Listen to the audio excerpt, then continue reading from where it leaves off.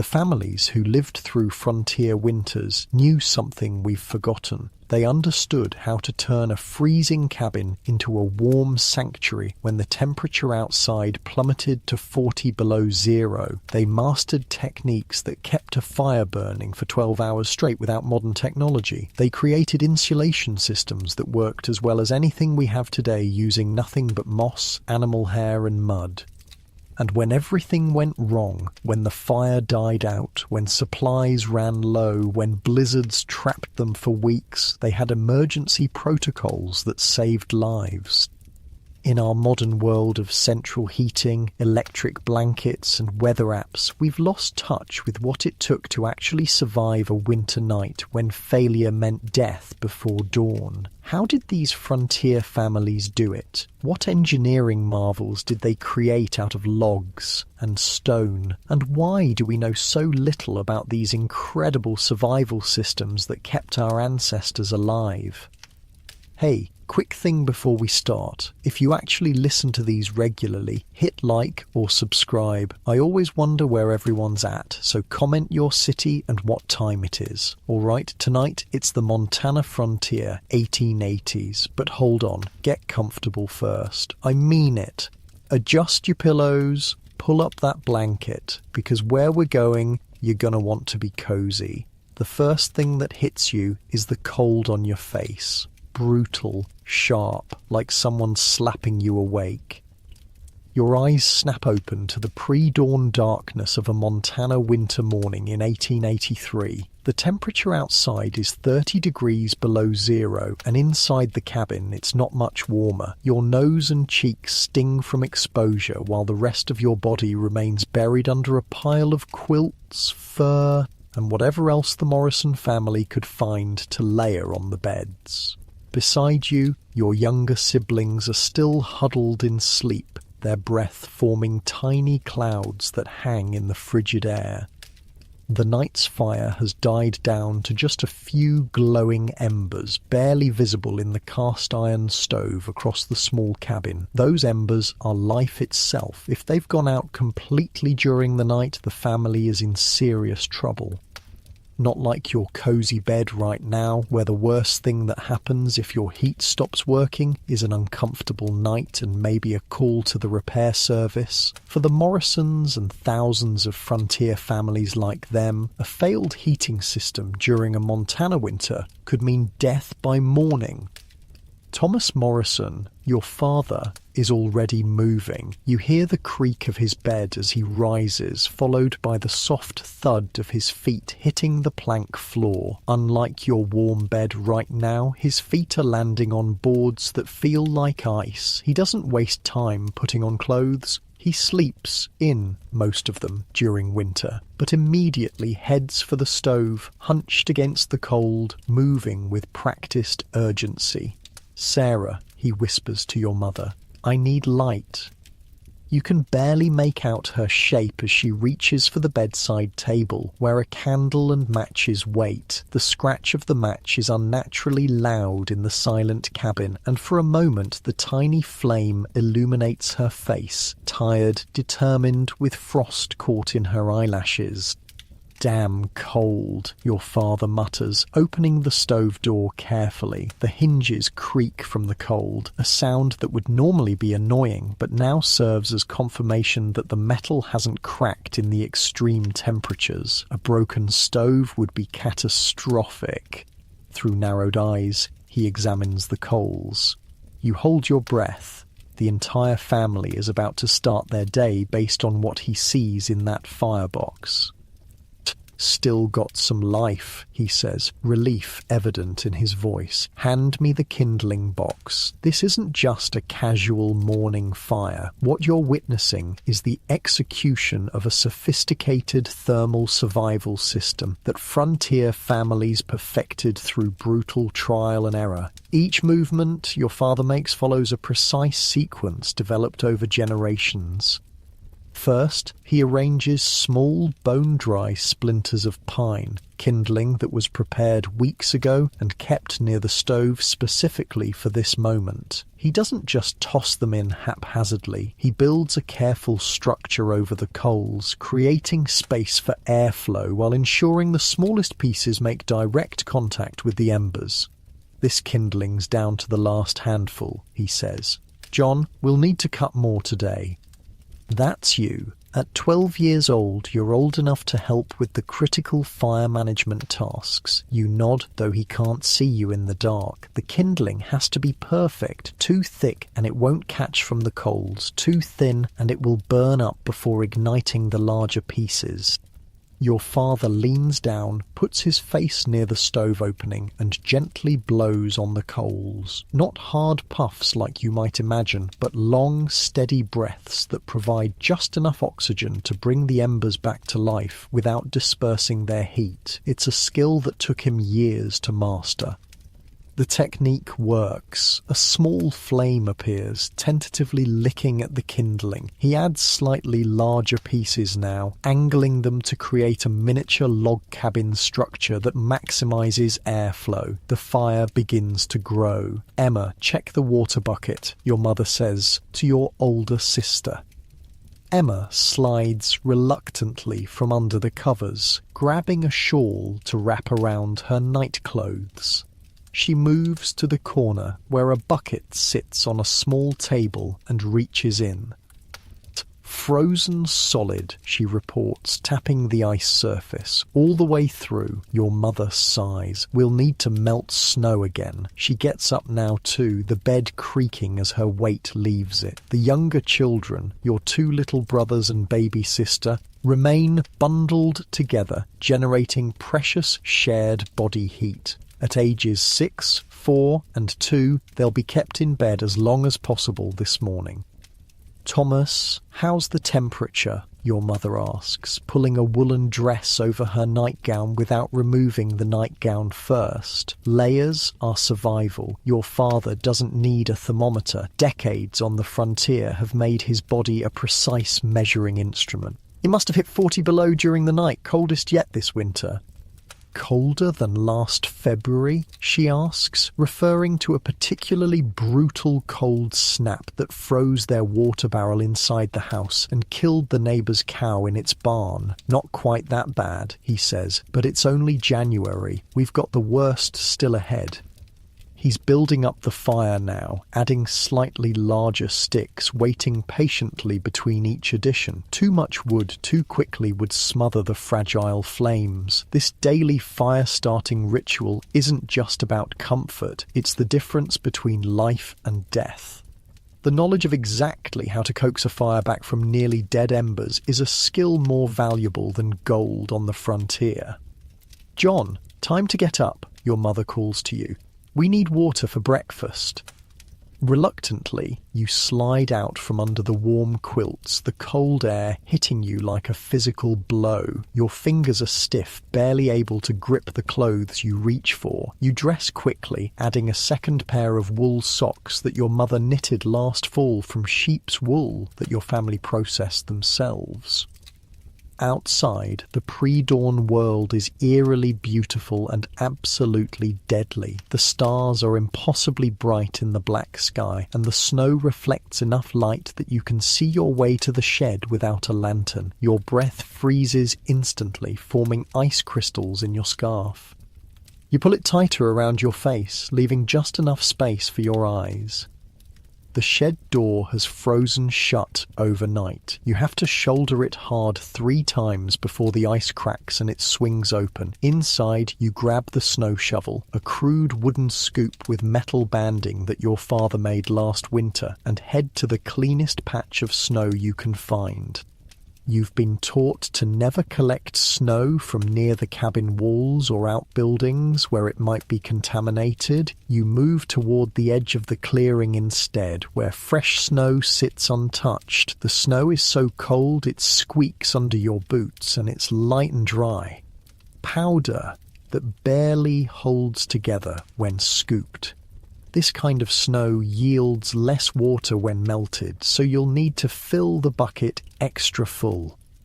The morning air burns your lungs with each breath. Your fingers, despite the mittens, begin to ache with cold after just a few minutes. You work quickly, filling the wooden bucket with clean snow, packing it down, then adding more until it's heaped high. By the time you return to the cabin, the fire has begun to warm the space nearest the stove. Your father has added the first small logs now, arranging them carefully to create a coal bed that will last. The stove's metal sides are starting to ping and creak as they heat up and expand. "Good job," your mother says, taking the snow bucket. She places it near enough to the stove to melt, but not so close that it might cause a dangerous flare-up of steam that could crack the stove's cast iron. "Now help your father with the bigger logs while I get breakfast started." Your father is already at the woodpile inside the cabin, a precisely stacked arrangement of split logs organised by size and type of wood. This indoor supply is the result of months of preparation. Trees felled in spring, split and stacked to season through summer and fall, then the best pieces brought inside to stay dry during winter. "We need oak for the main morning fire," he explains, though you already know this. Pine burns too fast and hot, good for starting but not for lasting. Hickory's best for overnight, but we'll use that later. Oak gives us the steady heat we need to get through the morning. The oak logs are thick and heavy. Your father chooses 3, each about forearm length and as thick as your wrist. These aren't randomly selected. He's considering their shape, the pattern of the grain, even the subtle differences in weight that tell him about their moisture content. "Remember, John," he says, handing you one of the logs, "we're not just building a fire. We're building a heat system that has to work perfectly every time. There's no room for error here. A poorly constructed fire might burn too quickly, wasting precious wood. Or worse, it might go out while everyone's working outside, allowing the cabin to freeze. By late afternoon, it would be uninhabitable." By now, Emma has set up the small folding table near the stove and is helping your mother prepare breakfast. The menu never varies much in winter. Cornmeal mush, maybe with a bit of molasses if supplies allow, and coffee for the adults. On special days, there might be salt pork or bacon, but meat is carefully rationed during the coldest months. The younger children are awake now, still bundled in their bed, but sitting up, waiting for the cabin to warm enough for them to venture out from under the quilts. Little Michael, the 4-year-old, has his hand wrapped in the fur of the family dog, a large mixed breed named Buck, who sleeps with the children during winter nights, providing extra warmth. "Mama, it's so cold my teeth hurt," complains 6-year-old William. "Stay under the covers a bit longer," your mother replies. "It'll warm up soon enough." The baby, Catherine, doesn't complain. At 2, she's already adapted to the rhythm of frontier winters. She simply burrows deeper into the bedding, only her eyes and the top of her head visible. Your father returns to the stove with the oak logs. He opens the door carefully, examines the fire with an expert eye, then places the first log precisely where it will catch best without disrupting the existing flames. The fire hisses and pops as the new wood begins to heat. "Perfect," he murmurs, more to himself than anyone else. He closes the stove door and adjusts the damper, a critical component that controls airflow and thus the rate of burning. Too open and the fire burns too fast. Too closed and it might smoulder and produce dangerous smoke. Your mother has placed a cast-iron pot on top of the stove, filled with the snow you collected. It's already beginning to melt, turning first to slush and then to water. Next to it sits a coffee pot and a larger pot for the cornmeal mush. Nothing is wasted. The same fire that heats the cabin cooks the food and melts snow for drinking, cooking, and the minimal washing that can be afforded during the coldest days. John, Check the windows, your father instructs. Make sure the coverings are secure. Each window in the cabin has been prepared for winter with multiple layers of protection. First, rags have been stuffed into any gaps around the frame. Then, oiled paper covers the glass, a poor man's insulation that allows some light while reducing heat loss. Finally, heavy quilts hang over each window, further trapping the heat inside. You go to each window, making sure the quilts are properly hung and the rags haven't fallen out. At the east-facing window, you pull the quilt aside momentarily to peer out. The first hint of dawn is appearing, a faint lightening of the black sky. Sun's coming, you report. Good, your father says. We've got firewood to cut today, and I'd rather not do it in the dark. The fire is really catching now. The stove's surface has become hot enough that the snow in the pot is melting rapidly. Your mother stirs the cornmeal into the pot with a wooden spoon, creating the mush that will provide the calories needed for work in the cold. The cabin, so frigid just 30 minutes ago, is beginning to warm, at least within a 6-foot radius of the stove. The temperature difference is dramatic. You can actually see the boundary where warm air meets cold, like a wavering invisible wall. Your mother notices too. Emma, bring Catherine over to the warm side now. Mind her feet stay covered. Emma retrieves the toddler, keeping her wrapped in a small quilt, and brings her near the stove. The little girl's face, pinched with cold, relaxes as she feels the warmth. Thomas, don't forget we're low on lamp oil, your mother says as she works. If this cold spell lasts, we'll be in darkness by next week. Your father nods grimly. I know. I'm hoping to get to town before the next storm, but that sky looks threatening. This is the reality of winter survival, a constant calculation of supplies, weather, and needs. Every decision carries weight. Go to town for supplies and risk getting caught in a storm, or stay home and risk running out of essentials. Cut more firewood today, or repair the loose chinking in the north wall. Each choice could have life or death consequences. By now, the cabin has reached what passes for warm during a Montana winter morning, perhaps 45 degrees near the stove, still freezing near the walls. The frost on the inside of the walls hasn't melted, it simply glistens in the growing firelight. Breakfast, your mother announces. The family gathers around the small table, all except your father, who takes his bowl to the door. I need to check the animals, he says, pulling on his heavy coat, a fur-lined canvas garment that reaches to his knees. It's too cold for them to be in the lean-to, your mother protests. Bring the chickens inside, the cow too if you have to. He shakes his head. Cow's too big for the cabin door, but I've got her well wrapped in the barn. I banked extra hay against the walls last night. Chickens might have to come in though. With that, he opens the door and steps out, letting in a blast of Arctic air that cuts through the cabin's hard-won warmth. He closes it quickly behind him. The rest of you eat quickly, the hot cornmeal warming you from the inside. There's no talking during meals in winter. It wastes heat and time. Every calorie counts. Every moment of exposure to the cold requires energy the body needs for survival. John, when you're done, help me prepare the heated stones, your mother says between bites. The heated stones are another crucial part of the frontier thermal management system. Fist-sized rocks collected from the creek bed in summer are kept near the stove. Throughout the day, they absorb heat from the fire. At night, they're wrapped in rags and placed in the beds, providing hours of gentle warmth. You select 4 stones from beside the stove, using a rag to protect your hands from their heat. They're almost too hot to handle, which is perfect. They'll stay warm until midday if properly wrapped. Your mother expertly bundles each stone in several layers of cloth. First, a thin cotton rag that can withstand the direct heat, then wool scraps for insulation. Finally, a piece of old blanket to hold it all together. she secures each bundle with twine.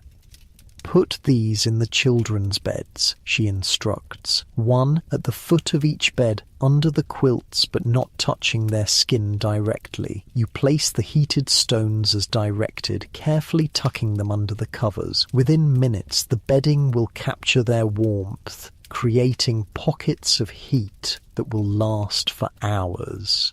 The door opens again and your father returns, carrying a wooden crate of chickens. The birds are unusually quiet, subdued by the cold.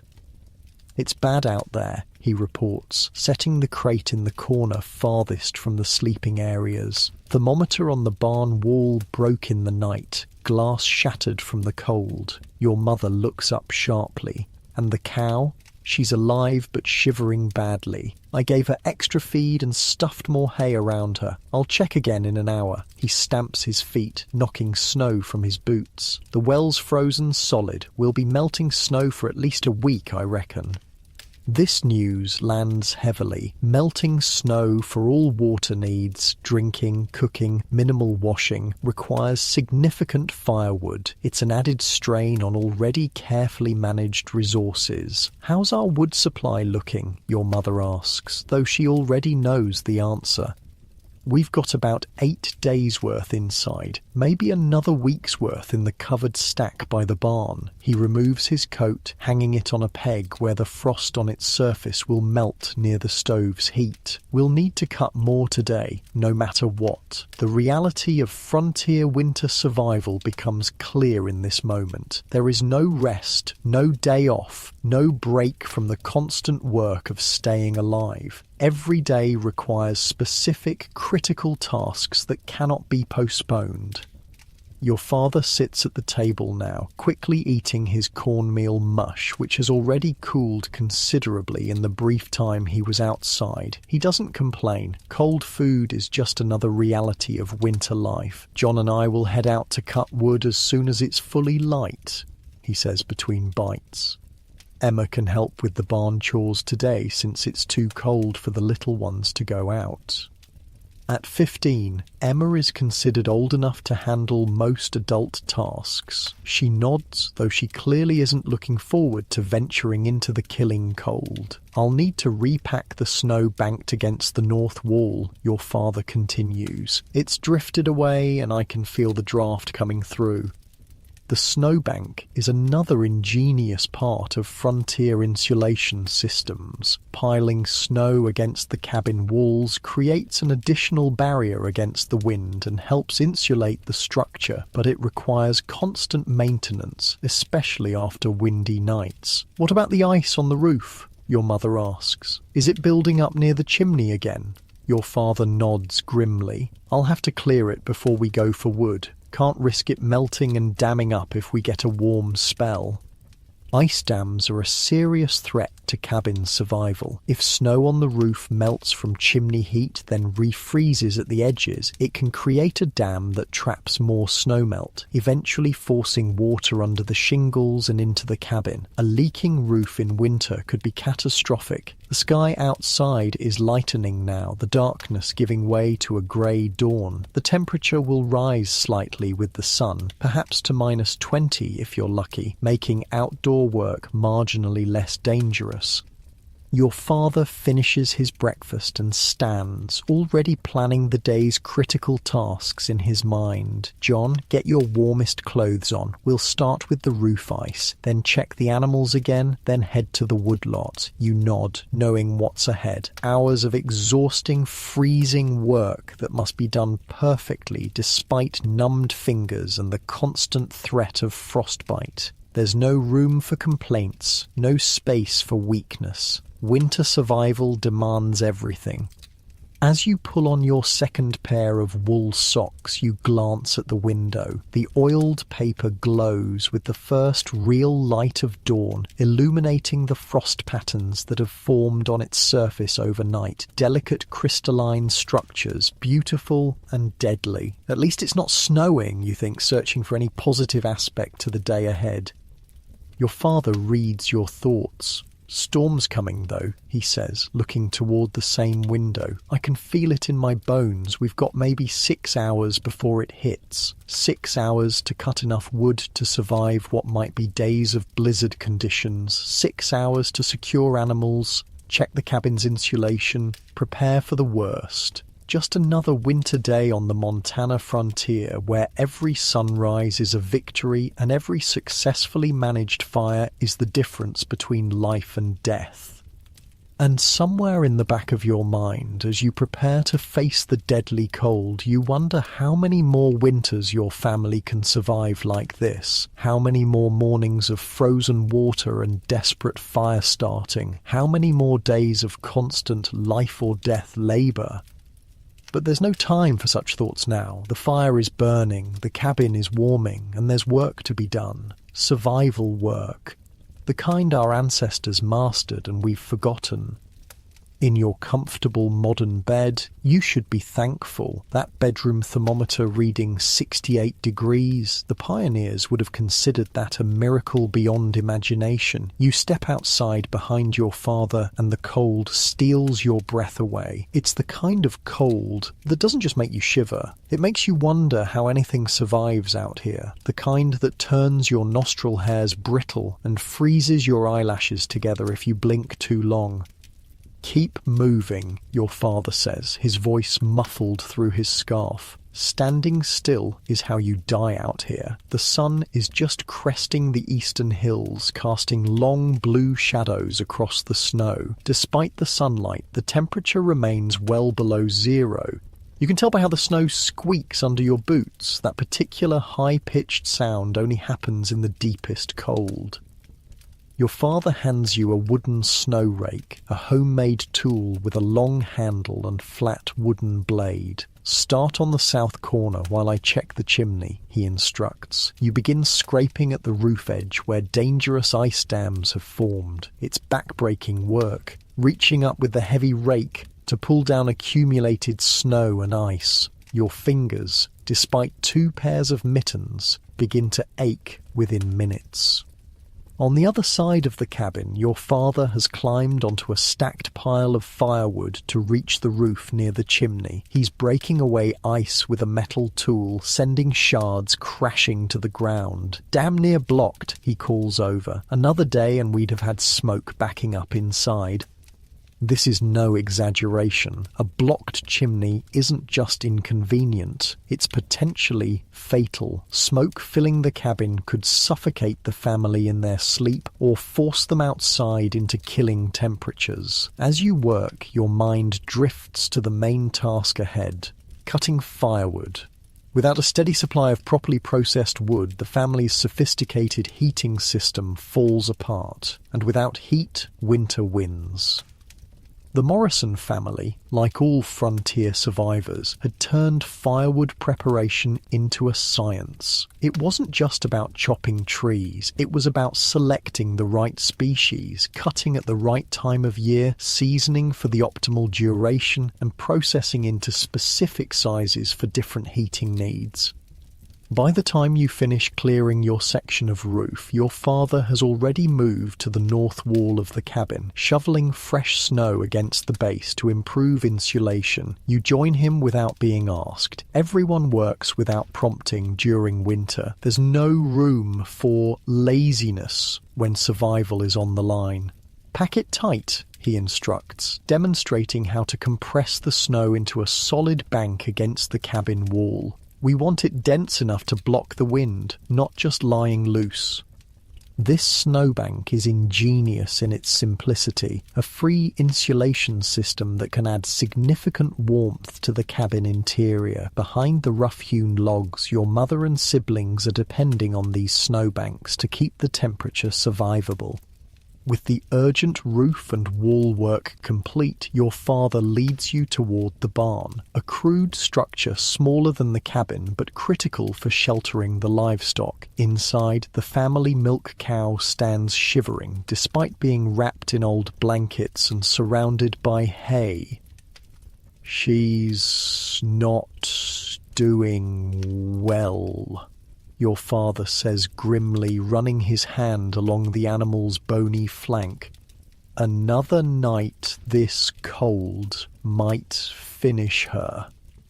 The cow represents one of the family's most valuable possessions, a source of milk, butter, and eventually calves. Losing her would be catastrophic, equivalent to losing thousands of dollars in modern terms. We'll bring her inside tonight, he decides. We'll put her in the corner by the woodpile. This is an extreme measure, bringing livestock into the family living space. The cabin is already cramped with 9 people. Adding a 1,000-pound cow means even less space and the mess that comes with it. But the alternative, losing the animal, is unthinkable. What about the chickens, you ask, nodding toward the second stall where a dozen hens huddle together, their usual clucking silenced by the cold. They'll stay inside until this cold snap breaks. Your mother won't be happy about the mess, but we can't risk losing them. The winter economy of survival becomes clear in these decisions. Every animal, every cord of wood, every foodstuff preserved from summer, all are carefully managed resources that stand between the family and starvation or freezing. With the immediate morning tasks complete, your father turns toward the real work of the day. Get the saws and axes, he says. We'll take the sled to the woodlot. The woodlot is a section of forest about a quarter-mile from the cabin. Most of the trees immediately surrounding the homestead were cleared during construction years ago, requiring increasingly distant trips for firewood. You retrieve the tools from the lean-to storage. 2 two-man saws with their distinctive long blades and wooden handles, 3 axes of different sizes, and iron wedges for splitting. Each tool is meticulously maintained, the blades kept sharp with regular filing, the wooden handles rubbed with oil to prevent drying and cracking. John Thomas. Wait a moment, your mother calls from the cabin door. She's wrapped in a shawl, the cold air swirling around her skirts as she hurries toward you with something in her hands. Take these. She's brought 2 pairs of extra wool socks. Put these over your mittens, she instructs. It's too cold for just leather and wool today. This layering technique, wool socks over mittens, provides crucial additional protection for extremities most vulnerable to frostbite. The improvised system works better than any single pair of gloves available at the time. And take this, she adds, handing over a small tin. Inside is a mixture of bear grease and beeswax. For your faces, don't want your skin cracking open. You and your father obediently smear the strong-smelling substance over your exposed skin. It's greasy and unpleasant, but it creates a barrier that helps prevent the brutal combination of cold air and wind from damaging exposed skin. We'll be back before sunset, your father promises. Keep the fire steady. Your mother nods, understanding the subtext of his words. If you aren't back by dark, something has gone very wrong, and she'll need to make difficult decisions about managing the fire with the limited indoor wood supply. The wooden sled waits beside the barn, a sturdy homemade construction with runners made from curved oak designed to haul heavy loads of wood across snow. In summer, the same wood would be transported by wagon, but snow actually makes the work easier, reducing friction for heavy loads. Your father harnesses himself to the sled using leather straps crossed over his shoulders. You'll help pull too once the sled is loaded with wood. For now, you walk alongside, carrying the smaller tools while your father drags the heavier saws on the empty sled. The trip to the woodlot is silent, both of you conserving energy and minimizing exposure of your faces to the cold air. Your breath freezes instantly, creating ice in your scarf and around the edges of your hat where it meets your forehead. The forest, when you reach it, feels almost warm compared to the open areas. The trees block the wind, creating a stillness that offers slight relief. Your father stops, surveying the available trees with an expert eye. "We need a mix today," he says, his words forming thick clouds in the air. Oak for steady heat, hickory for overnight, and some pine for quick morning fires. He's not just randomly selecting trees. He walks from one to another, examining them, sometimes knocking against the trunks with the back of his axe. "This oak's been dead about 2 years," he says, pointing to a medium-sized tree with no bark on its lower trunk. "That's perfect for us, already partially seasoned but still sound."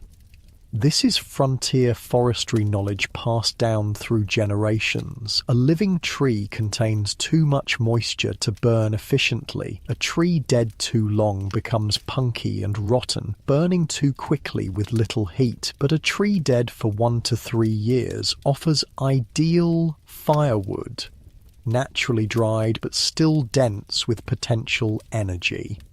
"We'll take this one first," he decides, positioning himself on one side of the tree. "Get on the other end of the saw." The two-man crosscut saw is a marvel of engineering, a flexible steel blade with specially designed teeth that cut in both directions. You take your position opposite your father, gripping the wooden handle. "Remember," he says, "let the saw do the work. Don't force it or you'll bind the blade." Long, steady strokes. This is another skill where precision matters more than strength. A properly used saw, even in the hands of a 12-year-old boy, can cut efficiently through hardwood, but poor technique can exhaust even the strongest man and risk damaging expensive tools that can't be easily replaced on the frontier. You begin the rhythmic work, pulling and pushing the saw through the frozen wood. Despite the bitter cold, you soon warm from the exertion, steam rising from your bodies. "Your grandfather could cut a cord a day by himself," your father says during a brief pause to catch his breath. "Even in his 60s, he outworked men half his age." "How'd he do that?" you ask, genuinely curious about this legendary woodcutter. "He understood wood," comes the simple reply. "Knew which trees to take, how to fell them to save work, how to split along the grain instead of fighting it. Said a smart man does half the work of a strong, foolish one." This is more than just a story about your grandfather. It's a lesson in frontier efficiency, when every calorie burned requires food that might be in short supply, and when every hour of daylight is precious, working smart becomes as important as working hard. The tree begins to creak as you near the end of the cut, the weight of the trunk creating pressure on the saw. "Careful now," your father warns. "It's starting to lean. Step back when I tell you." Felling trees is one of the most dangerous tasks on the frontier. A miscalculation can mean being crushed beneath hundreds of pounds of falling timber, with no doctor for 50 miles and temperatures that would ensure death before help could arrive. "Back," he shouts as the tree makes a sharp cracking sound. You both step quickly away, moving perpendicular to the fall line. The massive oak seems to hesitate for a moment, then surrenders to gravity, crashing through smaller branches on its way down. The impact when it hits the ground sends a shudder through the frozen forest floor. "Good," your father says with satisfaction. "Fell clean, no hanging branches." Now begins the real labour, transforming this giant tree into precisely sized pieces of firewood that will fit the cabin's stove. The trunk must be cut into sections, those sections split into manageable pieces, and all of it loaded onto the sled and hauled back to the homestead. "Let's buck it into stove lengths," your father says, referring to the process of cutting the fallen trunk into sections. You position the crosscut saw over the trunk, working together to cut it into segments approximately 18 inches long, the ideal size for your cabin's stove. This is another example of the precision required for frontier survival. Wood too long won't fit in the stove, too short and it burns too quickly. As you work, your father explains why different types of wood serve different purposes in the heating system. Pine burns hot and fast. Good for starting fires or quick heat when you first wake up, he says between soaring strokes, but it burns too quick for overnight and forms creosote in the chimney. What's creosote, you ask, though you've heard this explanation before? It's that black, tarry stuff that builds up inside the chimney. If we burned only pine, we'd have to clean the chimney every 2 weeks or risk a fire that could burn down the whole cabin. This knowledge, understanding the burning properties of different woods and their secondary effects, is life or death information on the frontier. Oak, he continues, burns slower, makes good coals that last, and hickory's the best for overnight. Dense, burns slow and hot. A good hickory log can hold coals till morning if you bank it right. By banking, he means the technique of arranging logs and controlling airflow to maintain a slow, steady burn through the night. It's yet another critical skill that frontier families mastered through necessity. The conversation pauses as you finish cutting a section.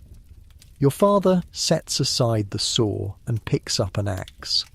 Now for splitting, he says. Watch how I place the wedge. Split wood burns more efficiently than round logs, offering more surface area for the fire to consume. But splitting requires understanding how wood grain works and where to place tools for maximum effect with minimum effort. Your father studies the oak round, identifying natural checks in the wood that indicate grain direction. He positions an iron wedge along one of these lines, then strikes it firmly with the back of his axe. The frozen wood resists at first, but after 3 solid strikes a satisfying crack appears, and the round splits partially open. "Oh, see that?" he says, pointing to the split. "Always work with the grain, not against it. Wood wants to split a certain way. Fight it, and you'll work twice as hard." He inserts a second wedge into the growing crack, pounds it deeper, and the round separates into 2 halves. Those halves will be split again and again until they're the right size for the stove. You join in the splitting work, learning through practice where to place the wedges, how hard to strike, how to read the wood's natural tendencies. It's exhausting work made harder by the cold that stiffens your muscles and steals your body heat. After 2 hours, you've processed about 1/4 of the fallen oak. Your father straightens, rubbing his lower back. "We need to pace ourselves," he says. "Still got at least 4 more hours of work, and we need to get back before the storm." He reaches inside his coat and pulls out a small cloth bundle your mother prepared. A few pieces of cold cornbread and strips of dried venison. Not a proper meal by any standard, but critical fuel for bodies working in extreme cold. You eat quickly, sitting on the fallen tree trunk. Despite the brutal temperature, you've worked up enough heat to feel almost comfortable as long as you keep moving. The danger, your father has warned many times, comes when you stop moving and the sweat freezes against your skin. "Should we get some pine too?" you ask between bites of the tough venison. Your father nods. "After we finish processing this oak, we'll fell 1 good pine. Then see about a hickory if there's time." As you resume work, your father shifts into teaching mode, not with formal lessons, but with the practical knowledge transfer that keeps frontier families alive. "The fire is like a living thing," he explains as you split another round. "It needs the right food at the right time, needs to breathe proper, needs watching and tending." He describes how the cabin's heating system works as an integrated whole. The stove itself with its carefully adjusted dampers, the chimney drawing away smoke while minimizing heat loss, the strategic placement of water containers to humidify the air, the arrangement of furniture to create optimal heat zones. Your mother knows exactly where to put the baby's cradle, he says. Not too close to the stove where it's too hot, not too close to the walls where it's too cold. There's a spot where the temperature stays just right and she can find it without thinking. This is the frontier equivalent of modern climate control, a sophisticated understanding of heat dynamics achieved without technology, based entirely on observation and traditional knowledge. By mid-morning, you've processed the entire oak tree into perfectly sized firewood, stacked neatly on the sled. Your father selects a dead pine next, and together you fell it and cut it into sections. Pine is significantly easier to split than oak, and the work goes quickly. "Oh, storm's coming faster than I thought," your father says suddenly, looking up at the sky visible through the tree branches. The clear blue of early morning has given way to a flat grey, and the wind is picking up, creating an ominous whistling through the forest canopy. "We'll skip the hickory," he decides. "What we've got we'll have to do. Let's get this loaded and head back." You help arrange the split wood on the sled, stacking it carefully to maximize the load while keeping it balanced. When finished, the pile stands 4 feet high, secured with rope to prevent logs from falling off during transport. That's about half a cord, your father estimates. Should last us 4 days if we're careful. Both of you harness yourselves to the loaded sled using the leather shoulder straps. The weight is substantial, several hundred pounds of dense hardwood, but the well-designed runners slide relatively easily over the packed snow. The return journey is much slower than the outbound trip. The loaded sled requires constant attention to prevent it from sliding sideways on slopes or digging into softer snow patches. By the time the cabin comes into view, the wind has increased dramatically, driving fine snow particles that sting any exposed skin. "Just in time," your father says, nodding toward the western sky that has darkened to an ominous purple-grey. "Blizzard within the hour, I'd wager." Your mother meets you at the cabin door, relief evident on her face. "Was getting worried," she says simply, helping unfasten the harness straps from your shoulders. "Storm's coming fast. How's the fire?" your father asks immediately, always the first concern. "Burning steady. Emma's been tending it just like you showed her." Inside, the cabin has reached what passes for comfortable warmth, perhaps 50 degrees near the stove, still cold enough to see your breath near the walls. Emma stands by the stove, carefully adjusting a log with the iron poker. At 15, she's already fully capable of managing the critical fire. "Good work," your father tells her, inspecting the firebox. "Coal bed's perfect." This is high praise in a world where fire management equals survival. Emma beams with pride, despite her exhaustion from tending both fire and younger siblings all morning. "We need to get this wood stacked before the storm hits," your father says, already turning back towards the door. "John, you stack inside. I'll hand it through." The next half hour is a flurry of activity as the precious firewood is transferred from the sled to the indoor stack. Each piece is briefly inspected for snow or ice and brushed clean. Introducing moisture to the indoor wood supply could compromise its burning quality.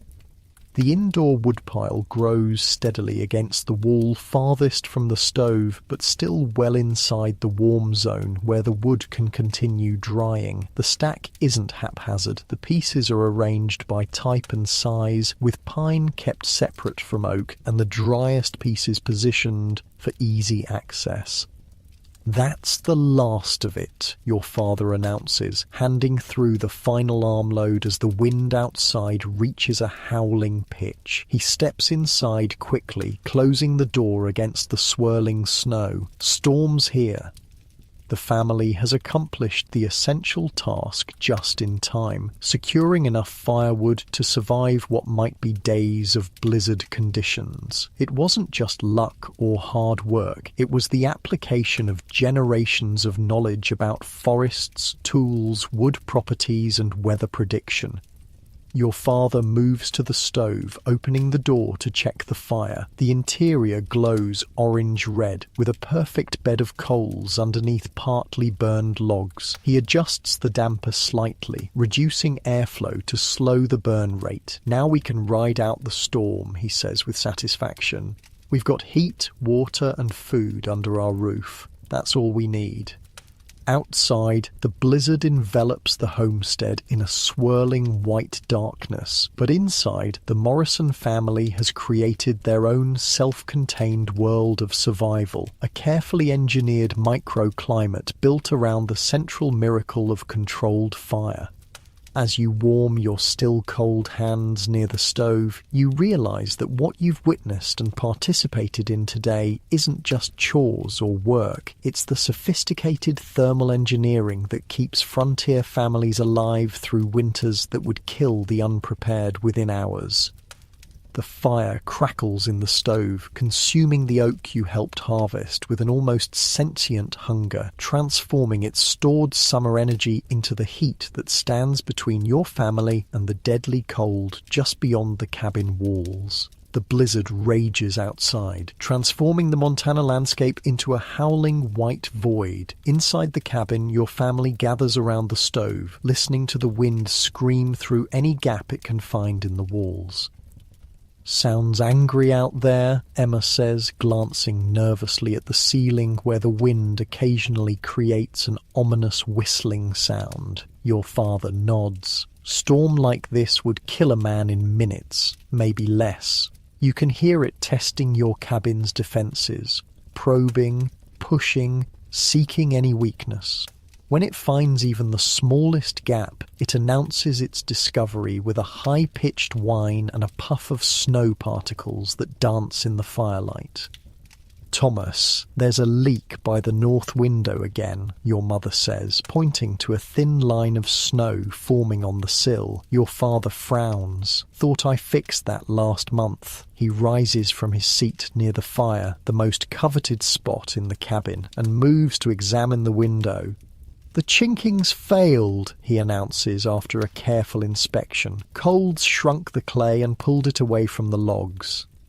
This isn't just an annoyance. It's a potentially serious breach in the cabin's thermal envelope that could significantly impact the family's ability to maintain survivable temperatures. Every bit of heat that escapes means more precious firewood consumed. "We'll need to remix a batch," he says, turning to your mother. "Sarah, do we still have some of that animal hair saved?" "A small bag in the storage chest," she confirms. "Not much, though. We used most of it on the east wall last month." This exchange might seem puzzling to modern ears. Animal hair for repairing a window, but you understand exactly what they mean, having watched and helped with this process many times before. "John," your father says, "fetch the clay pot from behind the stove, the one we've been keeping warm." You retrieve a small clay container that sits in the zone of secondary heat, not directly next to the stove where it might dry out completely, but close enough to keep its contents from freezing. Inside is a mixture of clay soil collected from the creek bed during summer and stored specifically for winter repairs. Your mother opens a small leather pouch containing what looks like a jumbled mess of fur, hair, and wool fibers, collected remnants from butchered animals, shed livestock hair, and even human hair saved from haircuts. Nothing is wasted in frontier survival. "Emma, bring me the ash bucket," your father instructs. The systems at work here represent centuries of evolved knowledge about insulation, techniques passed down through generations and refined through brutal trial and error. What your family is preparing is a specialized form of chinking, the material used to seal gaps between logs in cabin construction. Basic chinking might just be clay or mud, but experienced frontier families created sophisticated mixtures that offered superior insulation and durability. The combination of clay, which provides bulk and adhesion, wood ash, which makes the mixture more fire resistant and helps it set. And animal hair, which acts as a binding fibre like rebar in concrete, creates a remarkably effective sealant. Need to get the consistency right, your father mutters, mixing the components in a small wooden bowl. Too wet and it'll freeze before it sets. Too dry and it won't stick. This knowledge, exactly how to prepare repair materials that will function in sub-zero temperatures, is another example of the sophisticated engineering that frontier survival required. It's not written in books, it's passed through direct instruction and experience. "I'll hold the lantern," your mother offers, lifting the coal oil lamp from the table. Extra light is needed for precise work, especially near the darker edges of the cabin. Your father applies the chinking mixture with expert hands, pressing it firmly into the gap where the original material has failed. His fingers, rough and cracked from years of such work, smooth the surface with practiced efficiency.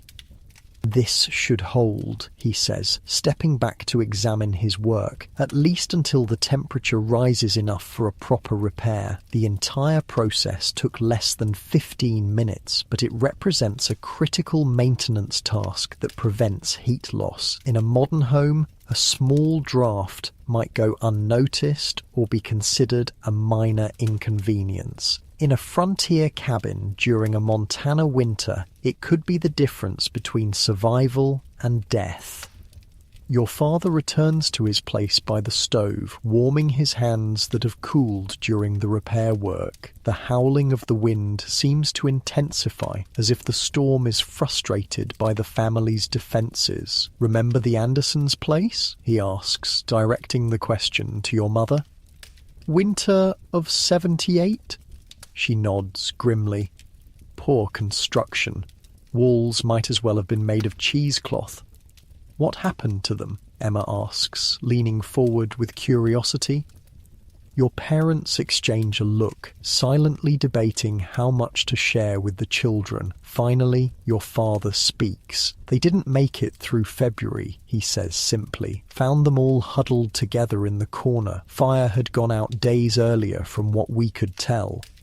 The cabin falls silent except for the crackling of the fire and the storm's persistent howling. The Andersons' tragedy, an entire family frozen to death in their inadequately insulated cabin, serves as a stark reminder of what's at stake. "That's why I'm always fussing about proper chinking and insulation," your father continues after a moment. "It's not just about comfort, it's life and death out here." Little Michael, who has been quietly playing with wooden blocks near the stove, looks up with wide eyes. "Are we going to freeze too, Papa?" "No, son," your father assures him firmly. "Our cabin is strong and tight. Your mama and I made sure of that when we built it." This is no empty boast. The Morrison cabin represents the culmination of frontier insulation knowledge, techniques developed over generations of harsh winter survival. "Tell us about building the cabin again," William requests, always eager for stories. Your father settles back, warming his hands over the stove. "Well, we didn't just slap some logs together and call it done, that's for certain. What follows is not just a story, but a lesson in frontier construction techniques that have kept your family alive for 6 Montana winters. First thing we did," your father begins, "was choose the right trees, straight pines 16 to 18 inches thick with minimal taper, cut them in early spring when the sap was starting to run, but before full flow. Even the timing of harvest for construction logs was precisely calculated. Trees cut at the wrong time might contain too much moisture, leading to excessive shrinkage as they dried, or be more susceptible to insect infestation. We peeled the bark right away," he continues, "left them to season through summer, turning them regularly so they'd dry even." Emma, who's heard this story many times, interjects, "And you notched them with a specialized cut so they'd fit tight." Your father nods with approval. "That's right. Saddle notch on the bottom, V-notch on top. creates a self-draining joint that sheds water and doesn't collect moisture that could freeze and split the wood. This level of engineering detail in seemingly simple log construction demonstrates the sophistication hidden in frontier building techniques. Each element serves multiple purposes: structural integrity, weather resistance, and thermal efficiency. But the real secret, he continues, was the double wall construction on the north and west sides. This is the innovation your father is most proud of, a technique he learned from an old trapper who had survived 20 winters in the mountains. Standard cabins have single walls, he explains, for the benefit of the younger children who might not remember the construction details. But ours has a second inner wall on the sides that take the worst weather, creates a dead air space between walls, best insulation there is. The concept of using trapped air as an insulator was understood long before modern fiberglass or foam products. Your father's double wall design created a 4-inch gap between the outer and inner log walls, which was then filled with a mixture of dried moss harvested from the forest floor. "Remember gathering all that moss, John?" he asks, turning to you with a smile. "Must have collected 100 bushels that summer." You do remember weeks spent carefully harvesting the thick, spongy moss that grows abundantly in shaded forest areas. At the time, it seemed like endless, pointless work for a 12-year-old. Only later did you understand how critical that moss insulation would be for winter survival. "And the chinking," your mother adds, "that was the real work." Indeed, the initial chinking of the cabin represented perhaps the single most labour-intensive part of construction. Every gap between logs, and there were hundreds, had to be stuffed first with smaller material like moss or cloth scraps, then sealed with the clayish hair mixture your father just used for the repair. "Took us nearly a month just to chink all the walls," your father recalls. Your mother's fingers were raw from working that clay mix. "Worth every blister," she replies simply, glancing at the sturdy walls that now protect her family from certain death outside. The conversation shifts to other insulation innovations that make the Morrison cabin exceptional among frontier dwellings. Your father describes the roof construction, not just simple boards, but a layered system of split logs, birch bark, more dried moss, and finally sod cut from the prairie and carefully arranged in overlapping patterns. "The Norwegians up north taught me that technique," he explains. "Sod roof keeps heat in during winter, cool in during summer, and the weight presses everything together, makes it more airtight." 6-year-old William, always full of questions, pipes up, "But why's the floor so cold if the walls are warm?" Your father nods appreciatively at the perceptive question. "That's our weak point," he admits. "Cold comes right up through the ground. That's why we built the floor raised off the soil and stuffed the crawl space with pine boughs." This technique, creating a ventilated crawl space filled with insulating material, was another frontier innovation that helped maintain interior temperatures. The floor still remained the coldest part of the cabin, which is why sleeping platforms were built to elevate beds at least 2 feet above floor level. "And remember the paper?" your mother asks. Your father chuckles. 3 years' worth of newspapers from back east. Best wallpaper there is. The interior walls of the cabin are indeed covered with layers of old newspapers, pasted directly to the logs with a mixture of flour and water. This served multiple purposes, providing an additional layer of insulation, reducing drafts, reflecting precious lamplight, and even offering some reading material during long winter evenings. The Richardsons' place burned down because they didn't know to keep their newspapers away from the stovepipe, your father adds soberly. Fire risk is the trade-off for better insulation. This balance, finding the optimal point between warmth and safety, characterized so many frontier survival decisions. Too little insulation meant freezing, too much combustible material near heat sources meant fire risk. The knowledge of exactly where that balance point lay was literally life or death information.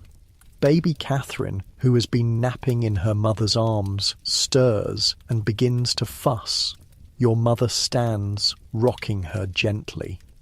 "She's too warm now," she says. The repair worked, north corners heating up. This casual observation reveals another aspect of frontier thermal management, the intimate knowledge of temperature variations within the cabin itself. Your mother can tell the effectiveness of the window repair simply by how her baby feels in a particular corner of the room. No thermometers needed. Should bank the fire a bit, your father suggests. Don't want to overheat and waste wood. Emma moves to the stove, adjusting the damper to reduce airflow and slow the burn rate. This constant fine-tuning of the fire is yet another critical skill, maintaining optimal temperature with minimal fuel consumption. Outside, the blizzard continues unabated, but its howling seems more distant now, less threatening. The family's insulation systems have been tested and proven effective once again. "You know," your father says reflectively, "I sometimes think about those fancy houses back east with their cast iron radiators and coal furnaces. Wonder if they stay as warm as our little cabin." "Probably not," your mother replies with a hint of pride. "Those city folks don't understand real insulation. They just throw more coal on the fire when they get cold." There's truth to her words. The Morrison cabin, despite its rustic appearance, represents a highly evolved thermal management system refined through generations of direct survival pressure. Many a wealthy city home of the 1880s, with its high ceilings and decorative but drafty features, would indeed be less efficiently heated. The conversation drifts to the neighbours, other homesteaders scattered across the valley, each with their own approach to winter survival. Not all are equally successful. "McClintock's place is drafty as a sieve," your father observes. "Henry never did learn proper chinking." "Martha said they're going through 20 logs a day just to keep above freezing," your mother adds. "Won't make it through February at that rate," comes your father's grim assessment. This isn't idle gossip, but a serious discussion of survival prospects. The McClintock family, new to frontier life, hasn't yet mastered the insulation techniques that the Morrisons have perfected. Their excessive firewood consumption, 20 logs versus the Morrisons, 8 to 10 per day, indicates fundamental flaws in their cabin's thermal efficiency. "Should we invite them here if their wood runs out?" Emma asks, displaying the frontier ethic of mutual aid despite limited resources. Your parents exchange a look laden with complicated calculations. Compassion versus survival. Resources versus risk. "We'll help if we can," your father finally says, "but we've got to ensure our own family makes it through first." This harsh calculation, determining when help can be offered and when it might jeopardize your own family's survival, is yet another reality of frontier life that modern sensibilities struggle to comprehend. The day progresses, the storm showing no signs of abating. Inside the cabin, the family settles into winter activities, your mother mending clothes, Emma teaching the younger children their letters using a slate board, you helping your father repair a broken chair leg. Throughout the afternoon, your father performs regular maintenance checks on the cabin's insulation systems, testing for drafts with the flame of a candle, adjusting the banking of snow against exterior walls, rechecking his earlier repair. "Might as well use this storm time to improve things," he declares, eyeing a spot where 2 logs meet near the door. "John, let's mix up another batch of chinking. That corner's always been problematic."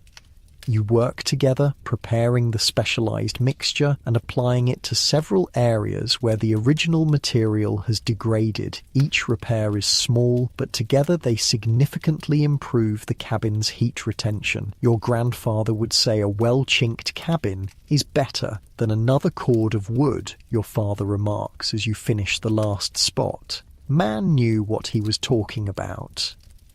By late afternoon, the combination of burning oak logs, multiple insulation systems, and careful draft sealing has created a remarkably comfortable environment inside the cabin. Near the stove, the temperature might reach 65 degrees, positively luxurious by frontier standards. Even the corners farthest from the heat source remain well above freezing.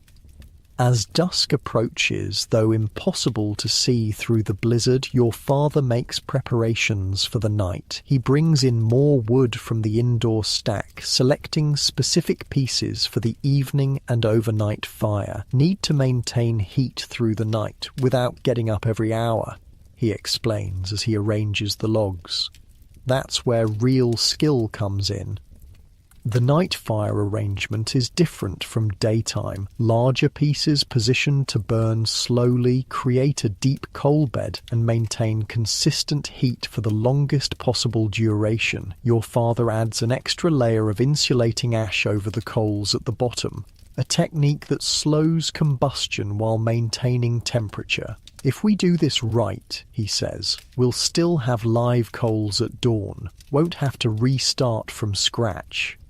As darkness falls, the family prepares for bed, not by modern standards of changing into special sleeping clothes, but simply by adding layers. Most frontier families slept in most of their daytime clothing during winter, perhaps removing only the outermost layer. The sleeping arrangements themselves form another part of the Morrison family's insulation strategy. The younger children share a single bed, their combined body heat creating a warm microclimate under layers of quilts. You and Emma have separate pallets but positioned close together for similar heat-sharing benefits. Your parents perform a final check of the cabin before sleep, testing the stove damper, confirming window coverings are secure, placing heated stones wrapped in rags at the foot of each bed. Should be 20 below by midnight, your father predicts, glancing toward the ice-covered window. Maybe 30 below by dawn. Despite this grim forecast, there's no fear in his voice, just the matter-of-fact assessment of a man who has prepared properly. The Morrison cabin, with its layered insulation systems and carefully managed heat source, stands ready to protect its inhabitants through another brutal Montana night.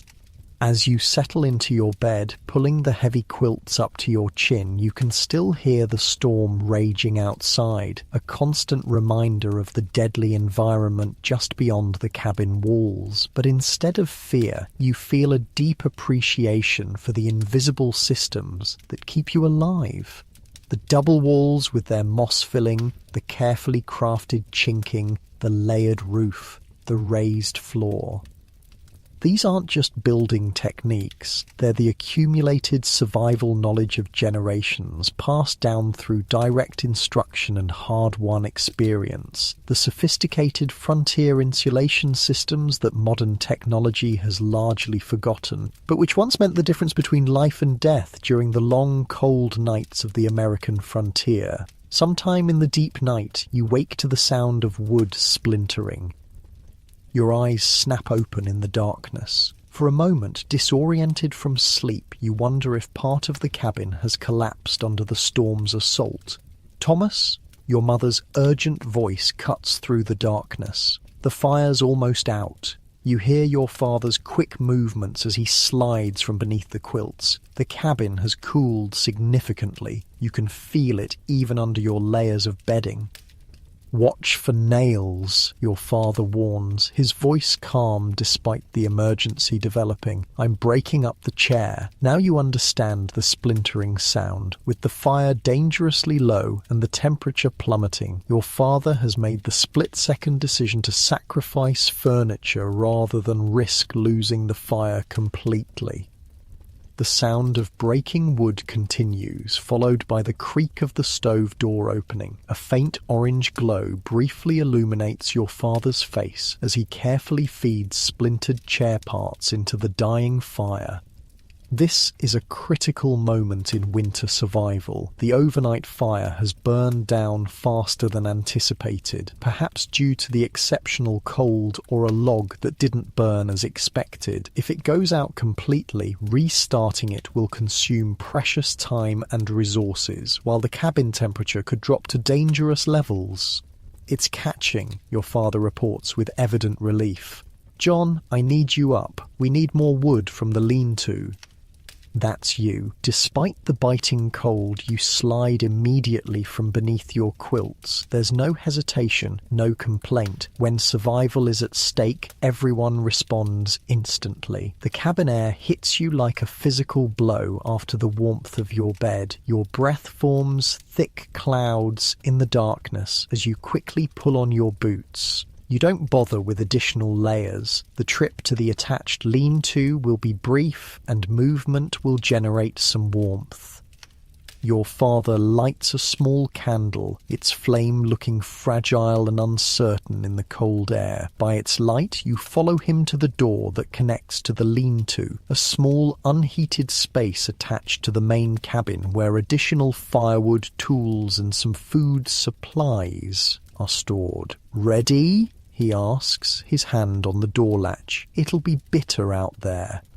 You nod, and he pulls the door open. The blast of cold that rushes in makes the earlier cabin air seem warm by comparison. The lean-to, with its uninsulated walls, has reached equilibrium with the outside temperature, perhaps 30 below zero.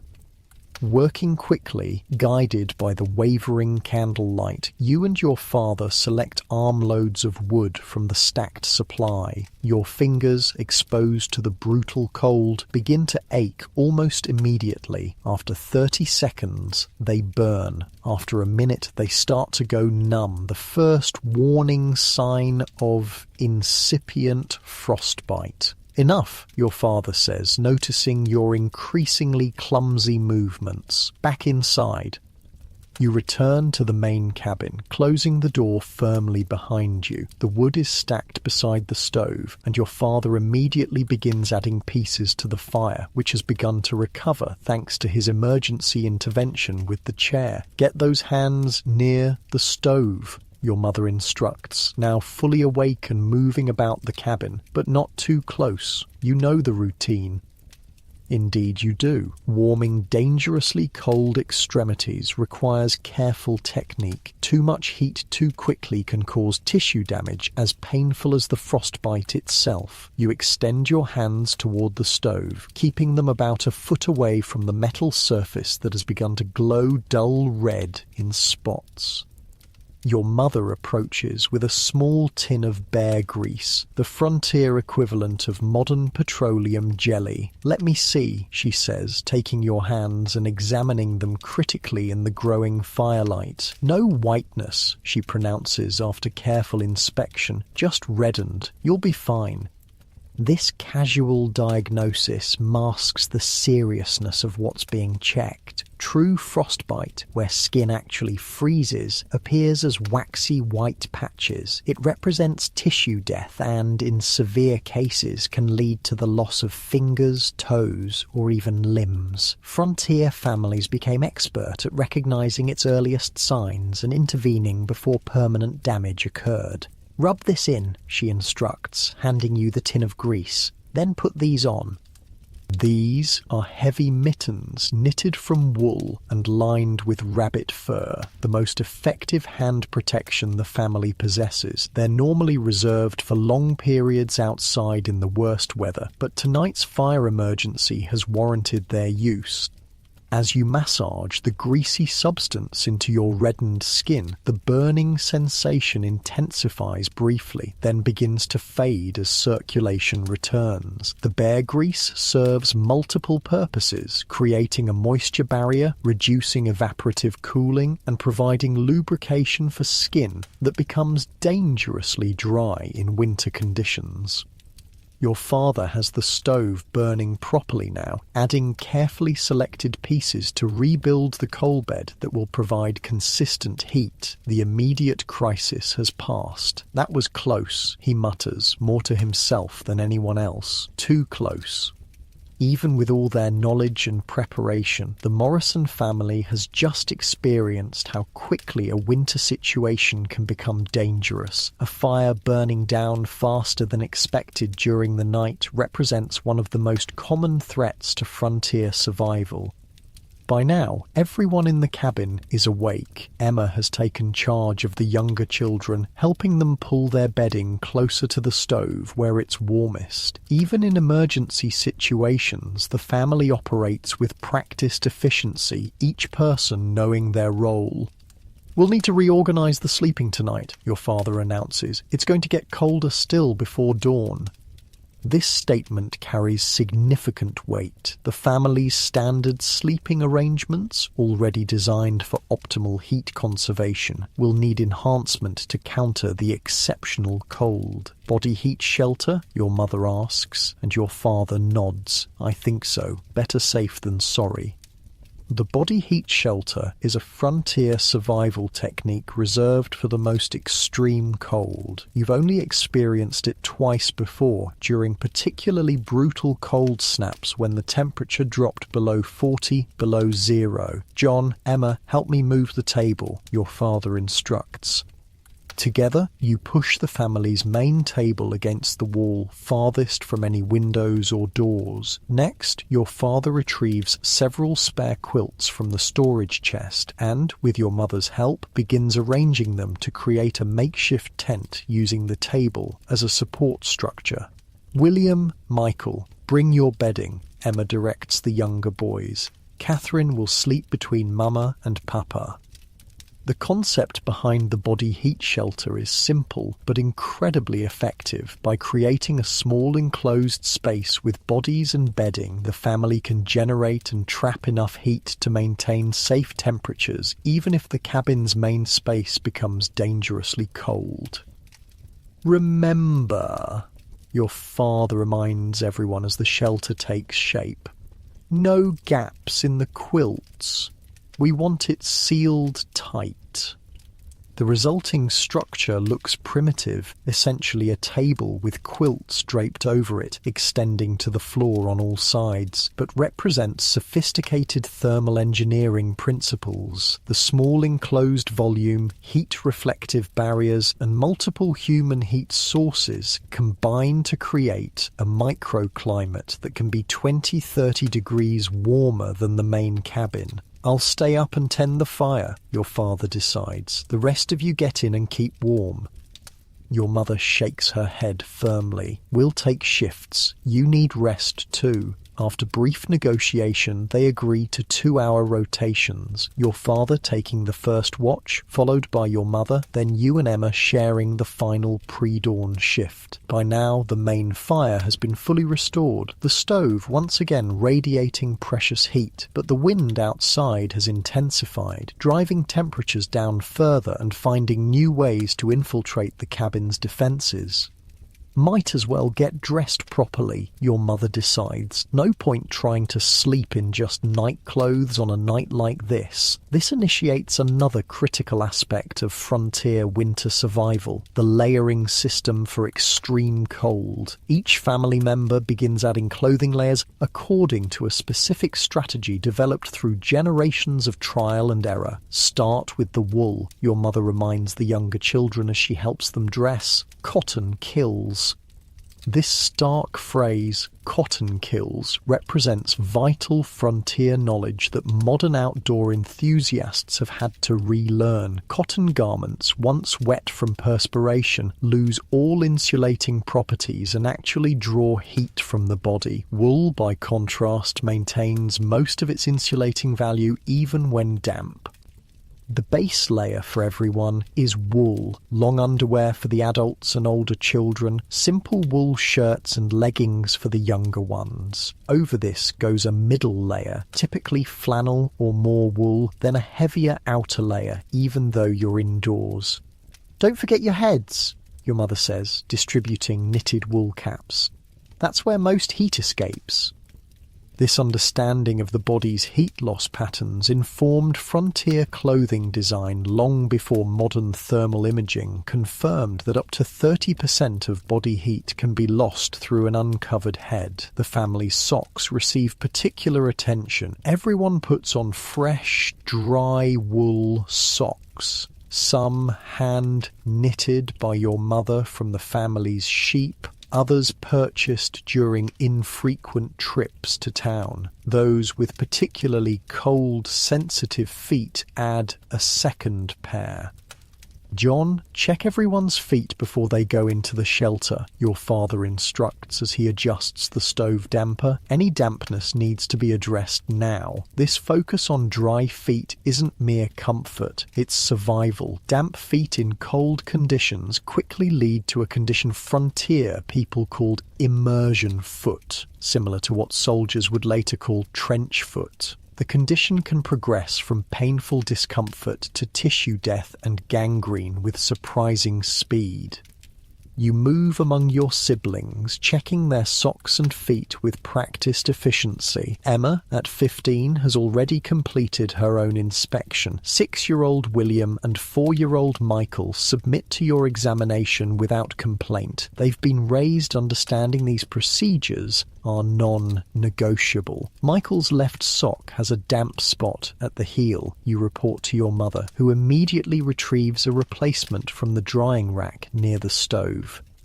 With everyone properly layered, your mother organises the entry into the body heat shelter. It's not simply a matter of crawling inside. There's a specific arrangement to maximise warmth and comfort. Catherine in the middle, she directs, placing the toddler in the centre of the enclosed space. Boys on either side, then Emma and John on the outside since you're oldest. This arrangement places the youngest, most vulnerable family members at the core of the human heating system, surrounded by the larger bodies of older children and adults. The physics is straightforward. Smaller bodies have greater surface area relative to their mass and lose heat more quickly. By positioning them centrally, they benefit from heat radiating from larger bodies on all sides. Your father, taking the first fire-tending shift, helps adjust the quilt walls of the shelter once everyone is inside. Keep these sealed tight, he reminds you. Don't let the warm air escape when you shift positions. Inside the shelter, the effect is immediate and remarkable. The combined body heat of 6 people trapped in the small enclosed space creates a warming effect that no stove could match for efficiency. Within minutes, the temperature inside the quilt structure rises noticeably. "It's working," Emma whispers, already removing her wool cap as the space warms. The younger children, initially tense from the emergency and cold, begin to relax as warmth envelops them. Little Catherine, nestled between her brothers, drifts back to sleep almost immediately. From your position near the edge of the shelter, you can hear your father moving about the cabin, tending the fire and checking for drafts. Occasionally, the wind outside rises to a crescendo that drowns out all other sounds, a reminder of the deadly conditions just beyond the cabin walls. Despite the circumstances, there's a strange comfort to the body heat shelter, a return to the most primitive and effective form of warming. Modern humans rarely experience the profound comfort of shared body heat in enclosed spaces, but for thousands of years it was humanity's primary defense against deadly cold. Try to sleep, your mother encourages from her position opposite you. Your shift will come soon enough.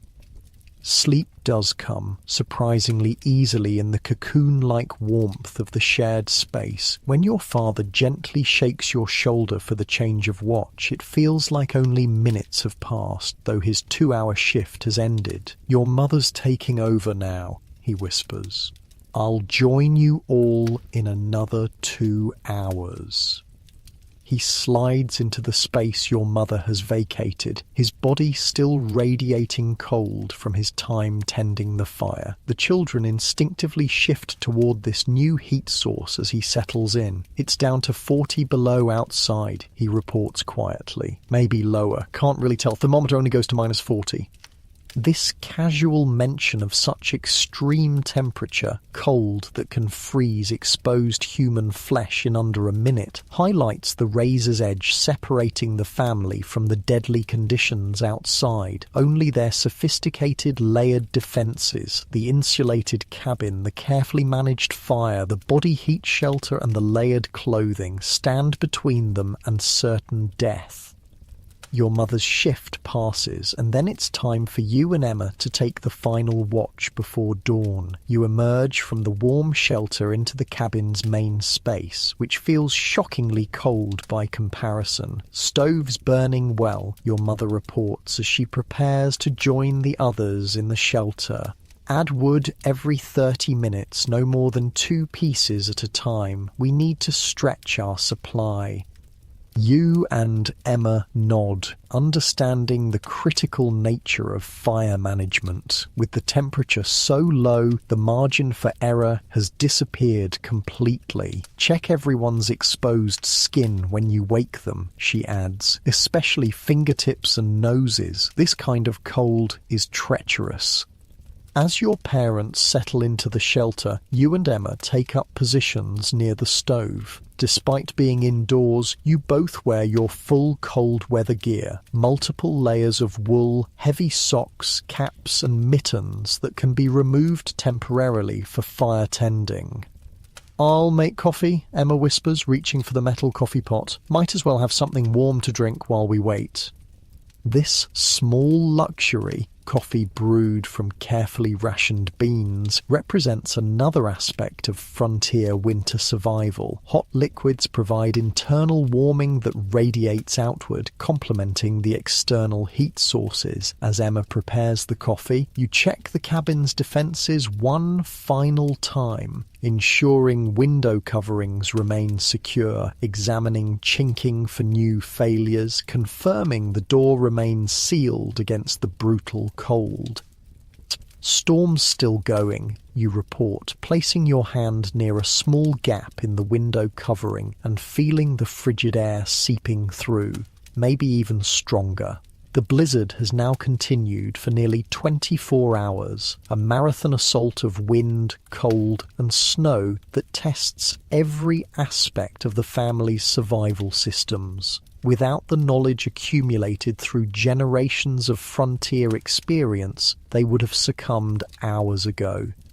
Emma hands you a tin cup of steaming coffee. "Remember last winter?" she asks. "The Petersons' place." You nod, sipping the bitter but warming liquid. The Peterson family, relatively new to frontier life, had struggled through their first Montana winter. By February, with supplies dwindling and their poorly constructed cabin providing inadequate protection, they'd been forced to slaughter their only milk cow for food.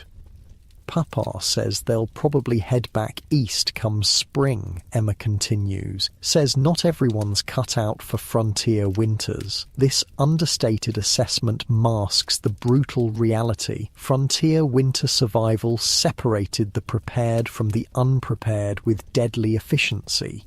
Those who failed to master the complex systems of thermal management rarely survived multiple winters. The hours of your watch pass slowly. Every 30 minutes, as instructed, you add precisely 2 pieces of wood to the fire, selecting each for its burning properties and positioning it carefully for optimal heat production. Between these critical fire-tending moments, you and Emma talk quietly, sharing the kind of conversations that only happen in the deep stillness of winter nights. As the first hint of dawn lightens the cabin's interior, your father emerges from the body heat shelter. Despite the circumstances, he looks surprisingly rested. "Made it through another one," he says with simple satisfaction, moving to the stove to check your fire management work. "Good job maintaining the coal bed."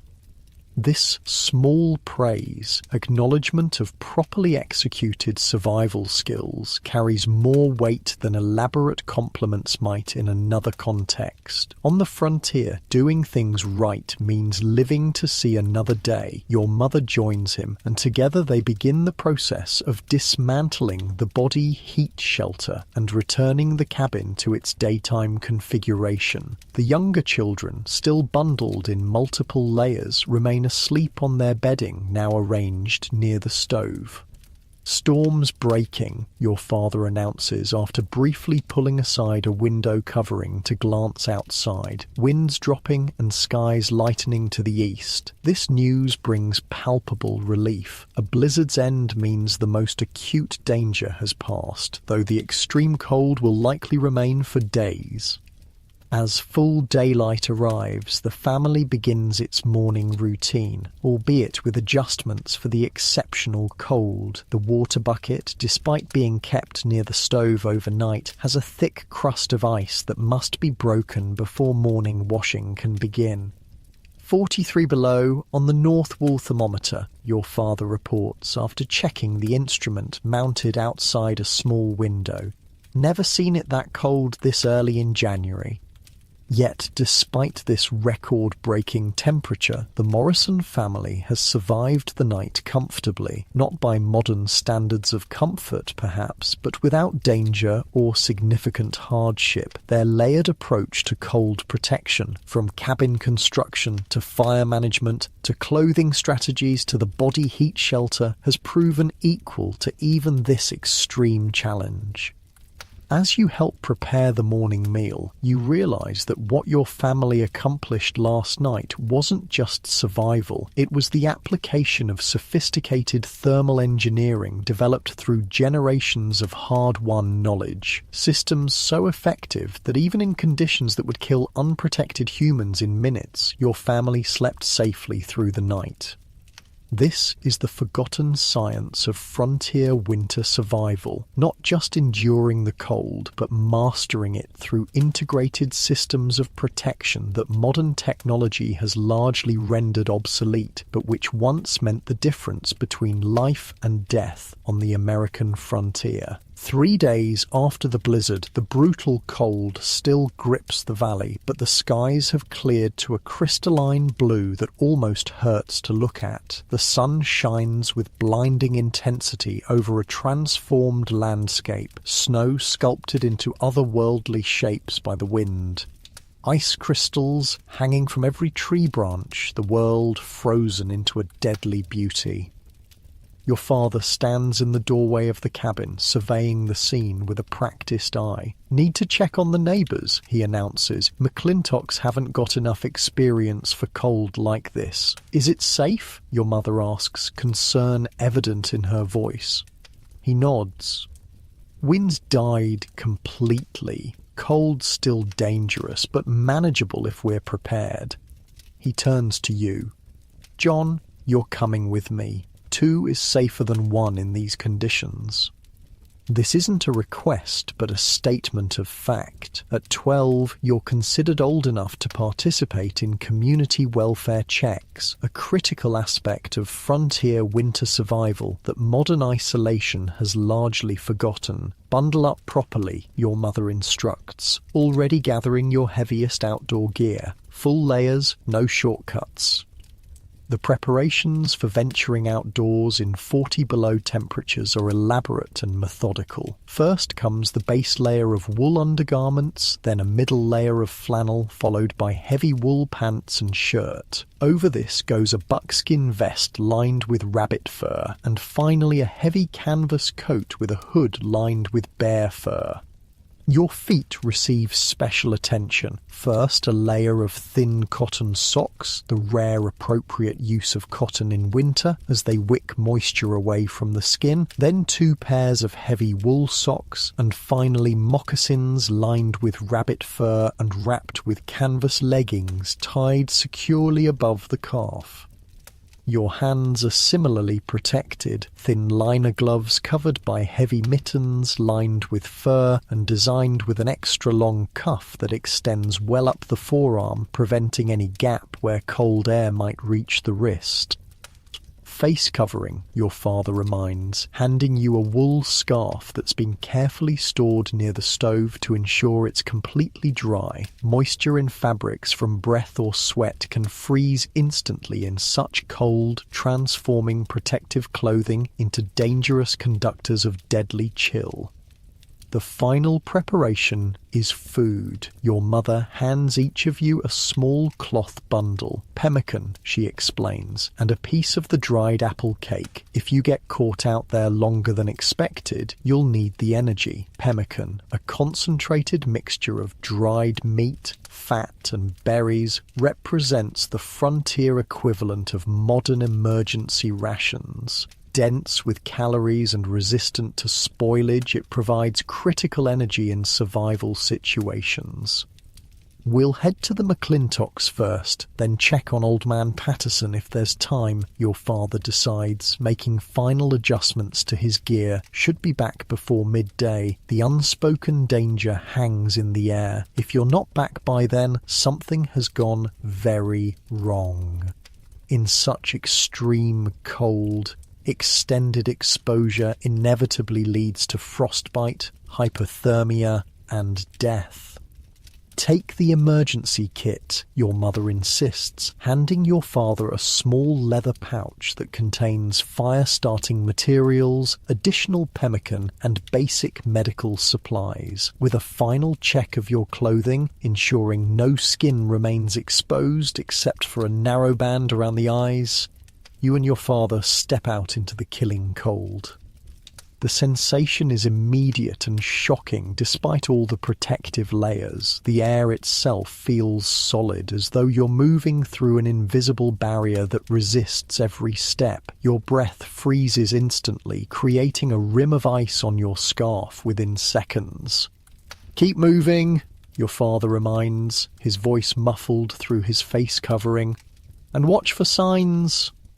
The signs he refers to are the early indicators of frostbite or hypothermia, a buzzing in the ears, a prickling sensation in extremities followed by alarming numbness, or the dangerous euphoria that sometimes precedes freezing to death.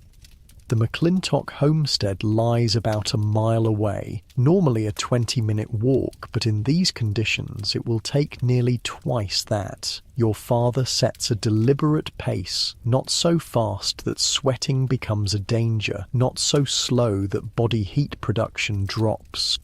The snow squeaks beneath your feet with each step, that distinctive sound that only occurs in the deepest cold. Where drifts have formed, you must lift your feet high to clear the surface, an exhausting process that quickly builds heat in the large muscles of the legs. "That's why we don't wear too many layers on the legs," your father explains, noticing your exertion. "They generate their own heat if you keep moving. It's the extremities we have to worry about." This knowledge, understanding precisely how the body loses and generates heat during extreme cold exposure, represents another aspect of frontier survival science that has largely been forgotten in the age of central heating and automobiles. As you walk, your father quizzes you on cold weather survival knowledge, not as a formal lesson, but as a way to pass time while ensuring you remain alert to danger. "What's the first sign of frostbite on the face?" he asks, his eyes constantly scanning the terrain ahead. "White patches on the skin," you answer promptly, "usually cheeks, nose, or ears first. And if you notice it on yourself or someone else, cover the area immediately and warm it gradually with body heat. Never rub it or apply direct heat from a fire." He nods approval. "And the most dangerous kind of snow for walking?" Powder over crust, you reply. Looks solid but breaks through unpredictably, wastes energy and can cause falls or injuries. This call and response ritual serves multiple purposes, reinforcing critical knowledge, maintaining mental alertness in conditions where the mind can become dangerously sluggish, and providing reassurance through familiar patterns.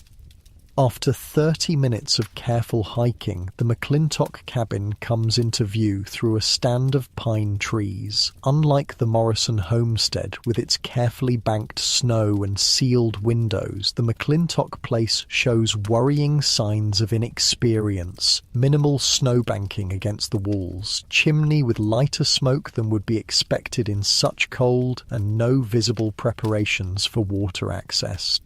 Not good, your father mutters. No activity outside. Should have at least cleared a path to the woodpile. As you approach closer, the situation becomes clearer. There are no tracks in the snow around the cabin, not even to the outhouse, suggesting the family hasn't ventured outside since the blizzard began 4 days ago. "Hello, the house," your father calls when you're about 50 yards away. Approaching a frontier cabin unannounced could be dangerous. In isolated areas, strangers might be met with caution or even a rifle. No response comes. Your father frowns beneath his scarf and moves closer, calling again with greater volume. Finally, the cabin door opens slightly and Henry McClintock's face appears, haggard, worried, and showing the unmistakable redness of someone who has been too close to a fire for too long. "Thomas," he calls uncertainly. "Thomas Morrison. It's me, Henry. Came to check on you folks after that blow." Relief washes over McClintock's face. "Thank God. Come in. Please come in." The interior of the McClintock cabin presents a concerning scene. Unlike the ordered functionality of your family's home, with its strategic arrangement for optimal heat distribution, the McClintocks have crowded around their stove in desperation. Bedding has been dragged near the heat source, cooking implements lie scattered about, and the air has the distinct staleness of a space that hasn't been properly ventilated despite continuous fire use.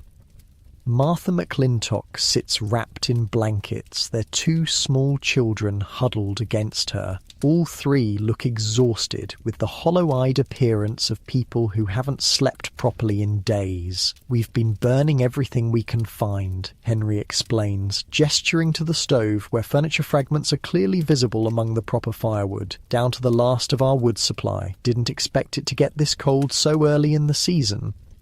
Your father takes in the situation with a quick, experienced assessment. "How's your food holding up?" "Running low," Henry admits. "Haven't been able to get to our root cellar since the storm hit. Too much snow drifted against the door. This represents a cascade of failures in winter preparedness. Inadequate wood supply, poor access planning for food storage, and insufficient knowledge of how to manage a frontier home during extreme cold. We'll dig out your cellar," your father decides, "and I'll show you some techniques for stretching your wood supply. John, start with the snow clearing while I check their chimney and stove setup." For the next 2 hours, you and your father work to address the most critical issues threatening the McClintock family's survival. You clear paths to their woodpile and root cellar, show Henry how to properly bank snow against the cabin walls for insulation, and demonstrate more efficient fire management techniques.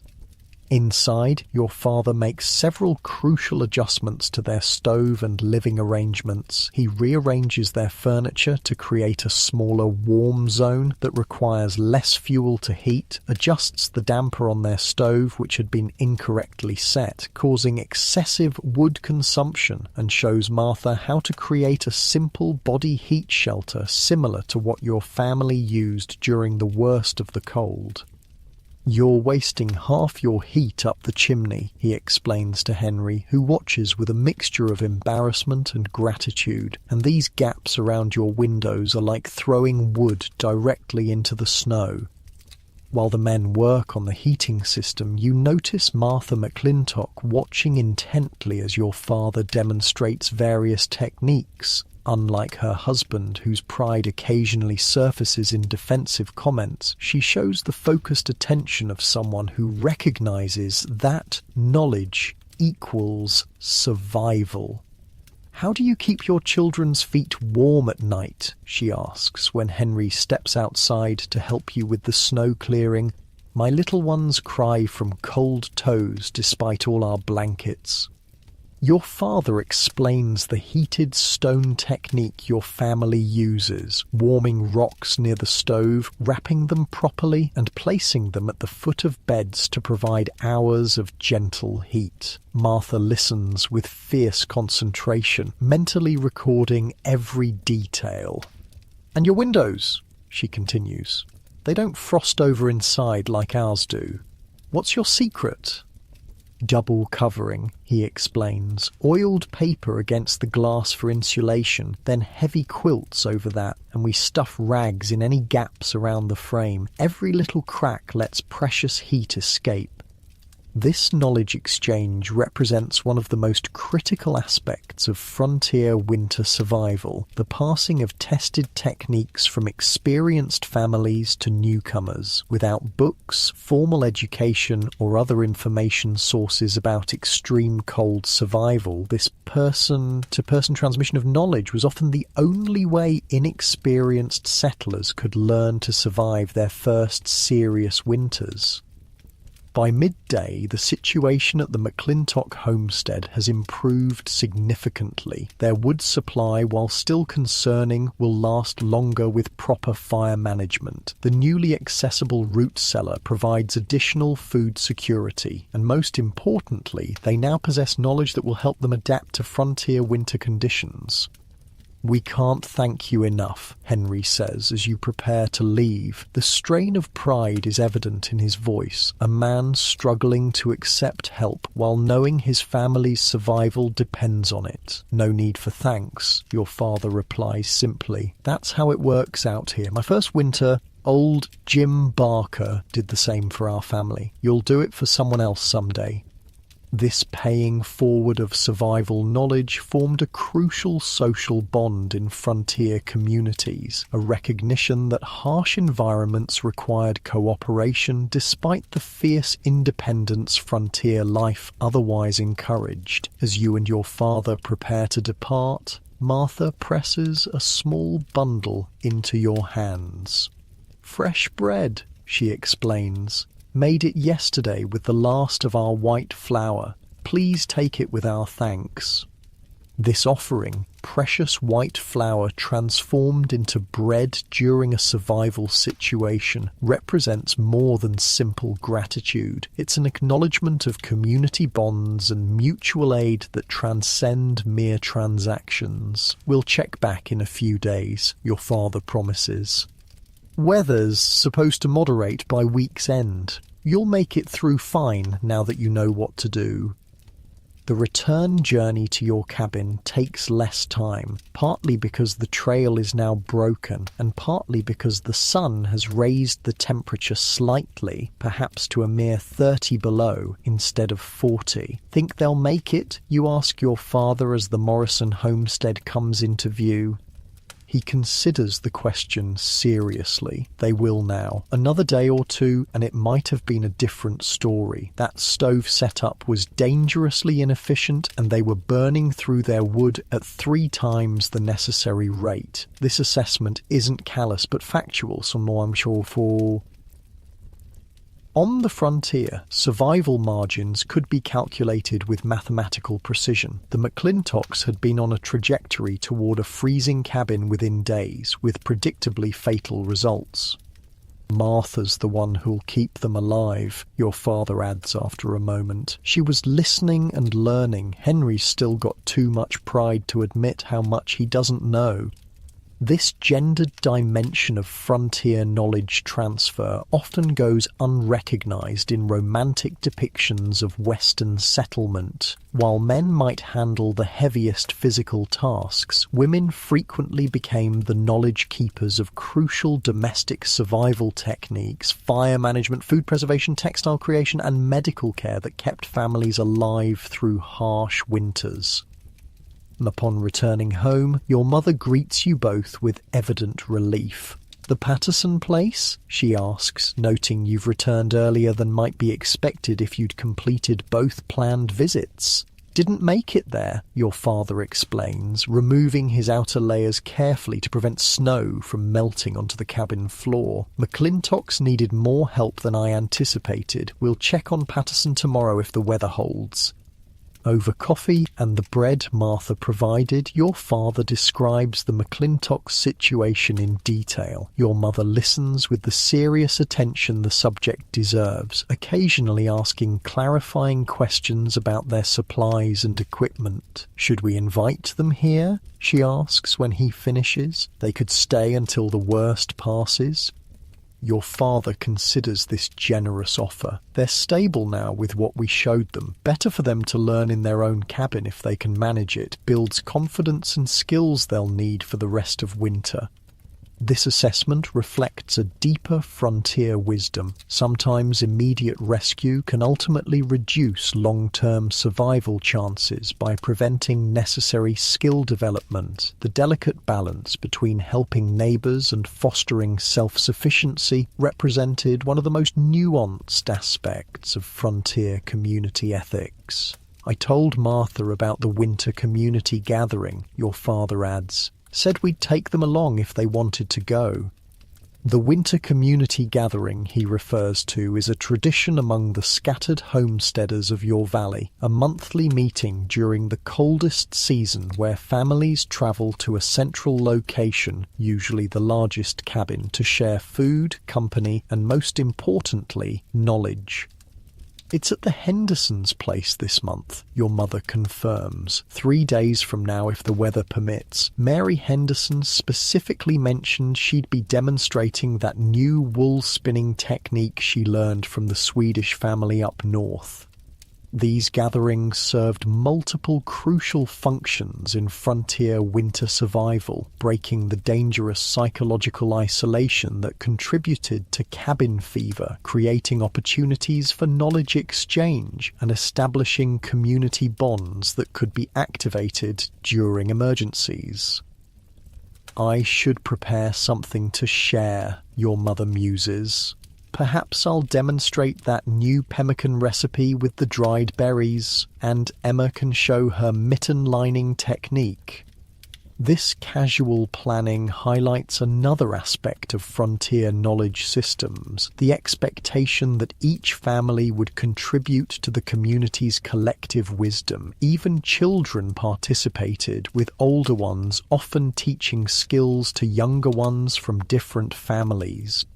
The following day brings slightly moderated temperatures, perhaps 20 below instead of 40, and your father declares it's safe enough for a quick trip to check on Old Man Patterson, the elderly widower whose cabin sits about 2 miles east of your homestead.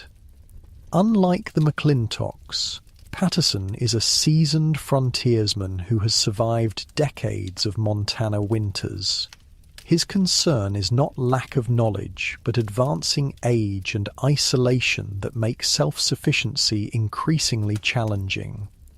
You accompany your father again, bringing a parcel your mother has prepared, fresh bread, some preserved venison, and dried apples. These aren't just food gifts, but crucial nutritional supplements for an elderly person living alone who might be tempted to neglect proper meals.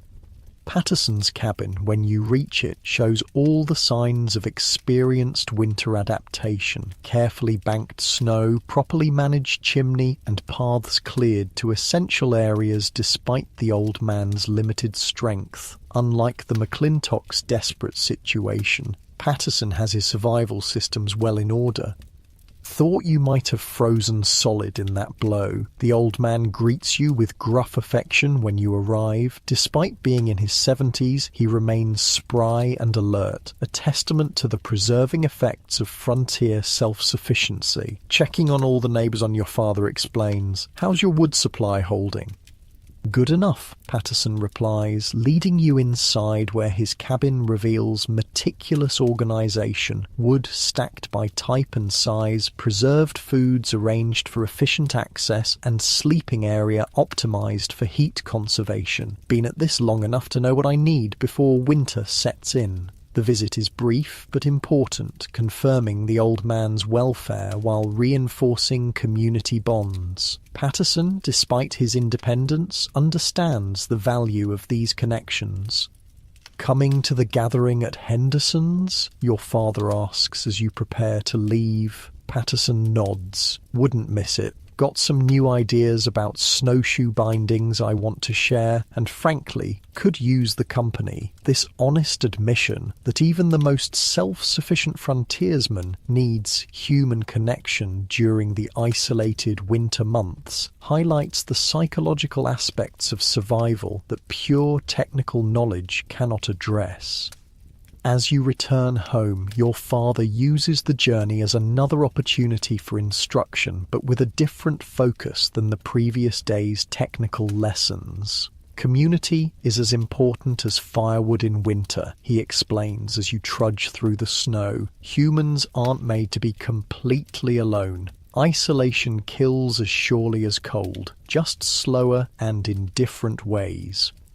This wisdom, understanding that survival depends on social systems as much as technical knowledge, represents one of the most sophisticated aspects of frontier winter adaptation. The homesteaders who survived longest weren't just technically skilled, but socially connected, forming resilient networks of knowledge exchange and mutual aid. Back at your cabin, preparations begin for the upcoming community gathering. Your mother sorts preserved foods to share. Emma works on completing a pair of specially lined mittens to demonstrate her technique, and even the younger children participate by helping prepare simple gifts for other families. Carved wooden toys and carefully preserved pine cones decorated with scraps of coloured fabric. These preparations represent more than social niceties. They're investments in the knowledge economy and mutual aid systems that frontier communities developed to survive winters that would kill isolated individuals regardless of their personal skills or supplies. As evening approaches and the family gathers around the stove for the night's meal, your father makes a surprising announcement. "I've invited the McClintocks to stay with us tomorrow night," he says. "Temperature's supposed to drop again, and I'm not confident their cabin is ready. We'll take them to the Henderson gathering the following day." Your mother nods approval without hesitation, though it means additional strain on the family's food supplies and sleeping arrangements. "I'll prepare the corner space for them. The children can share with ours." This decision to temporarily bring another family into your already crowded cabin demonstrates the frontier understanding that community survival sometimes required direct intervention beyond mere knowledge sharing. "Henry didn't want to accept," your father continues, a hint of frustration in his voice. Martha convinced him. She understands what's at stake. Again, the gendered dynamics of frontier survival emerge, women often making the pragmatic survival decisions that male pride might otherwise prevent. As darkness falls and the nightly fire-banking ritual begins, you reflect on the community dimensions of winter survival you've witnessed over the past 2 days, the technical skills and knowledge your family possesses, fire management, insulation techniques, clothing systems, form only part of their survival strategy. Equally important are the social connections, knowledge exchange networks, and mutual aid systems that bind the scattered homesteaders together.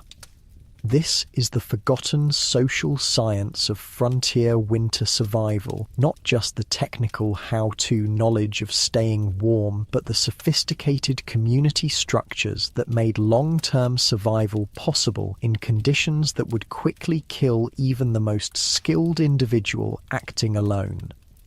The day of the community gathering dawns clear but brutally cold. The McClintock family arrived at your cabin the previous evening. Henry, Martha, and their 2 children, Alice, age 7, and Peter, age 4, looking exhausted but relieved to be in a properly heated shelter.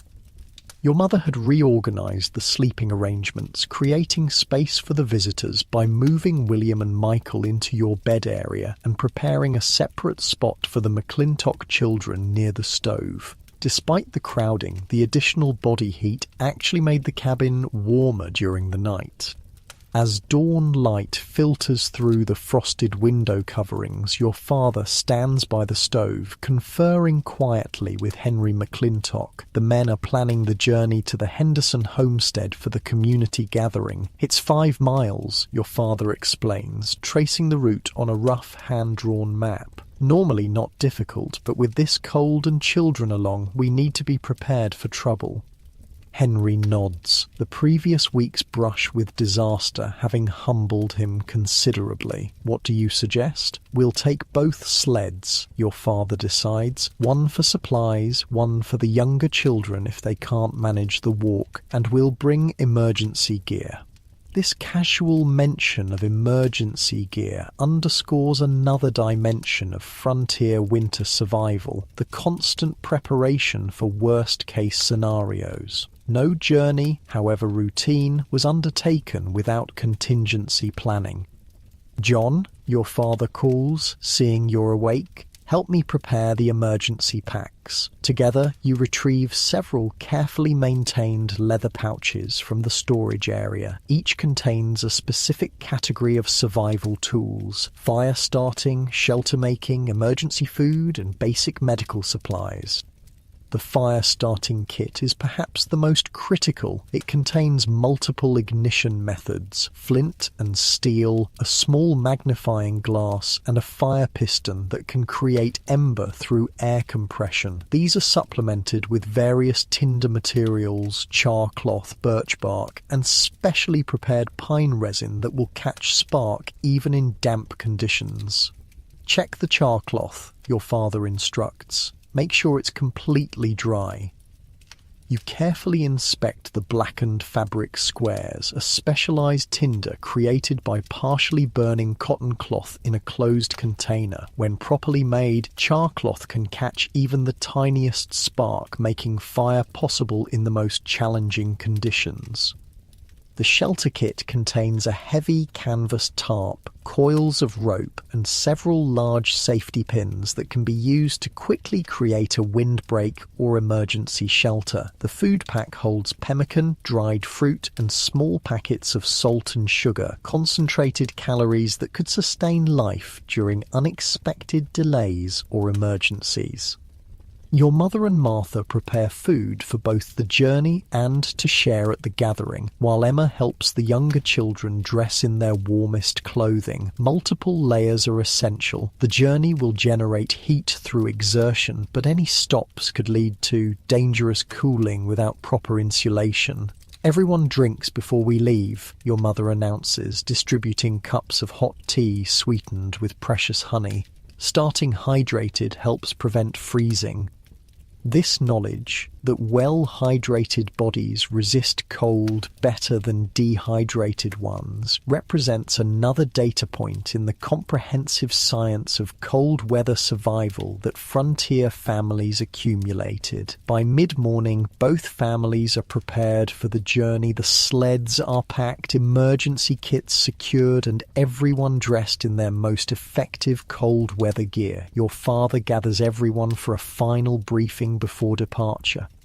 "We stay together," he emphasizes, looking directly at each person. "No one gets more than 20 feet from the group. If you feel cold in your fingers, toes, or face, tell an adult immediately. Don't wait. If anyone needs to stop, everyone stops." These aren't just cautious instructions, but life or death protocols developed through generations of experience in deadly winter conditions. I've marked 3 emergency shelter points along the route, he continues, showing the map to the adults and older children. If trouble hits, we'll head for the nearest one. The emergency shelter points are natural features: a rock outcropping, a dense stand of pines, a small cave that could provide the basis for quick shelter construction if a storm hit or someone became injured. Martha McClintock listens with intense concentration, her expression revealing how seriously she takes this information. Unlike many newcomers to frontier life who might dismiss such precautions as excessive, the McClintocks' recent brush with disaster has made them receptive students. "Any questions?" your father asks, folding the map and tucking it inside his coat. "What's our signal if we get separated in a whiteout?" Henry asks, surprising everyone with this thoughtful query that shows he's beginning to think like an experienced frontiersman. Your father nods approvingly. 3 short whistle blasts, pause, then 2 more. Everyone carries a whistle. He distributes small wooden whistles on leather cords. Hang these around your neck outside your scarf where you can reach them quickly.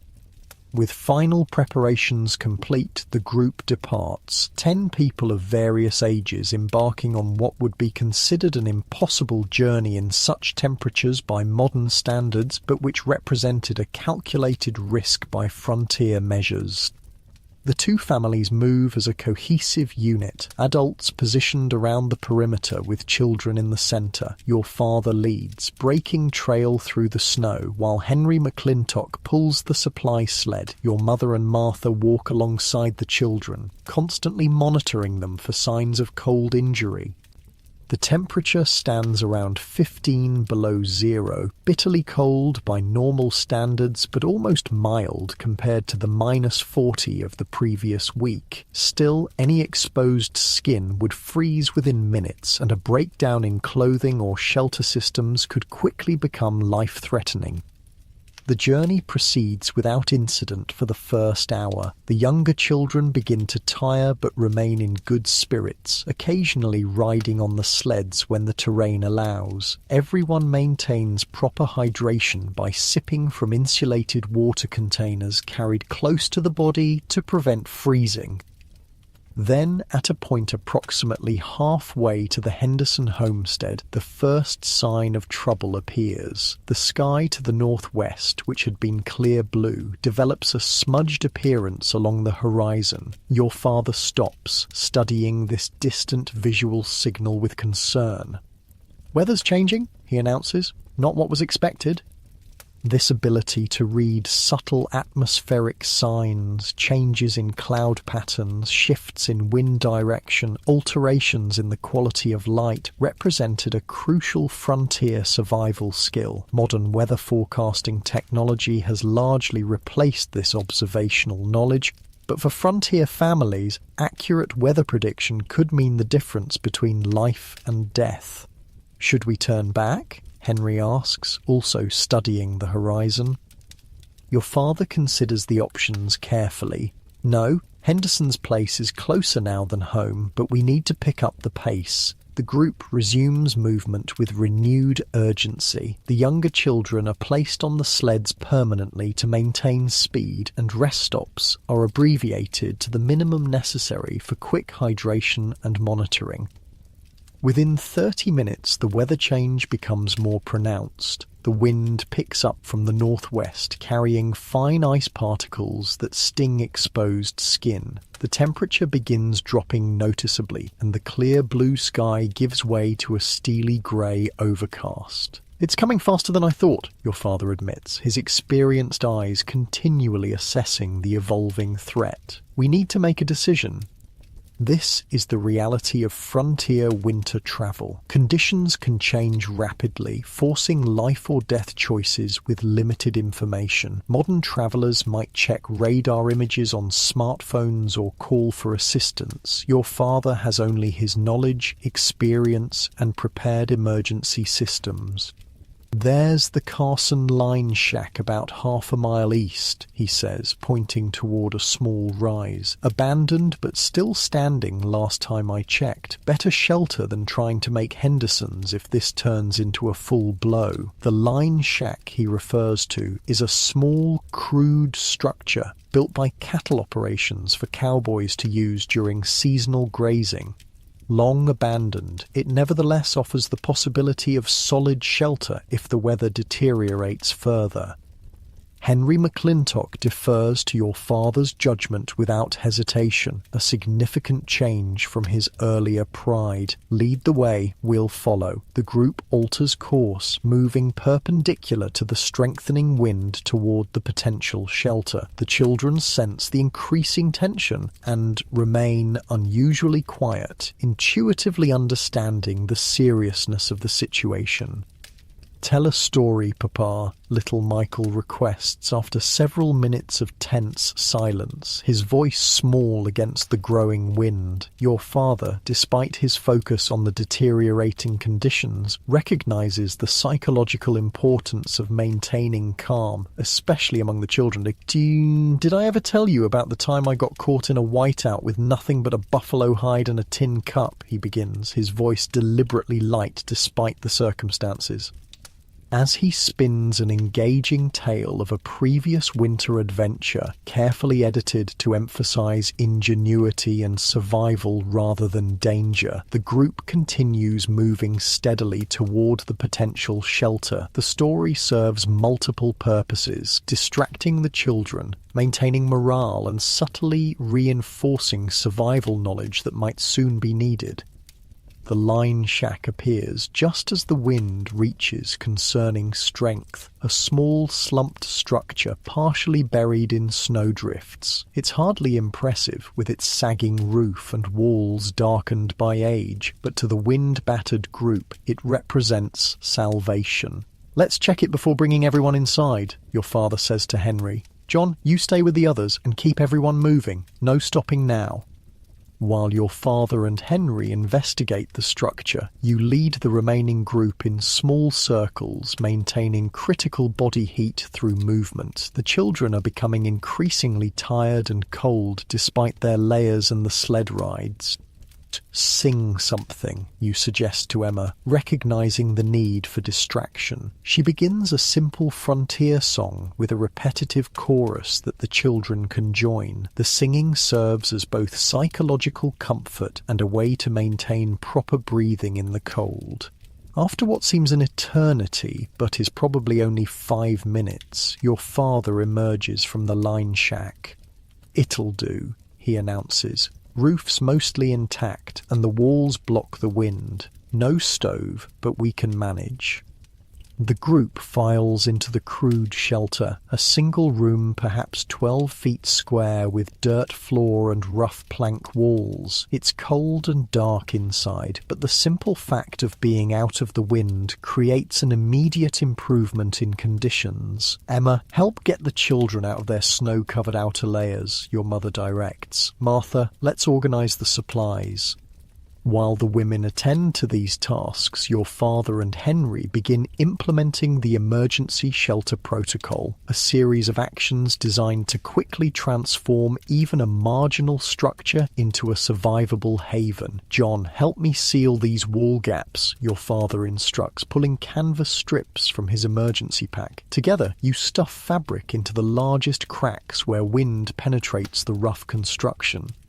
Henry, meanwhile, clears the ancient stone fireplace, checking the chimney for obstructions that might cause smoke to back into the shelter. It's primitive but functional, a critical advantage over having to build a fire ring from scratch. "Now for fire," your father announces once the basic weatherproofing is complete. This represents the most crucial step in the emergency response. Without heat, the shelter would simply be a place to freeze more slowly.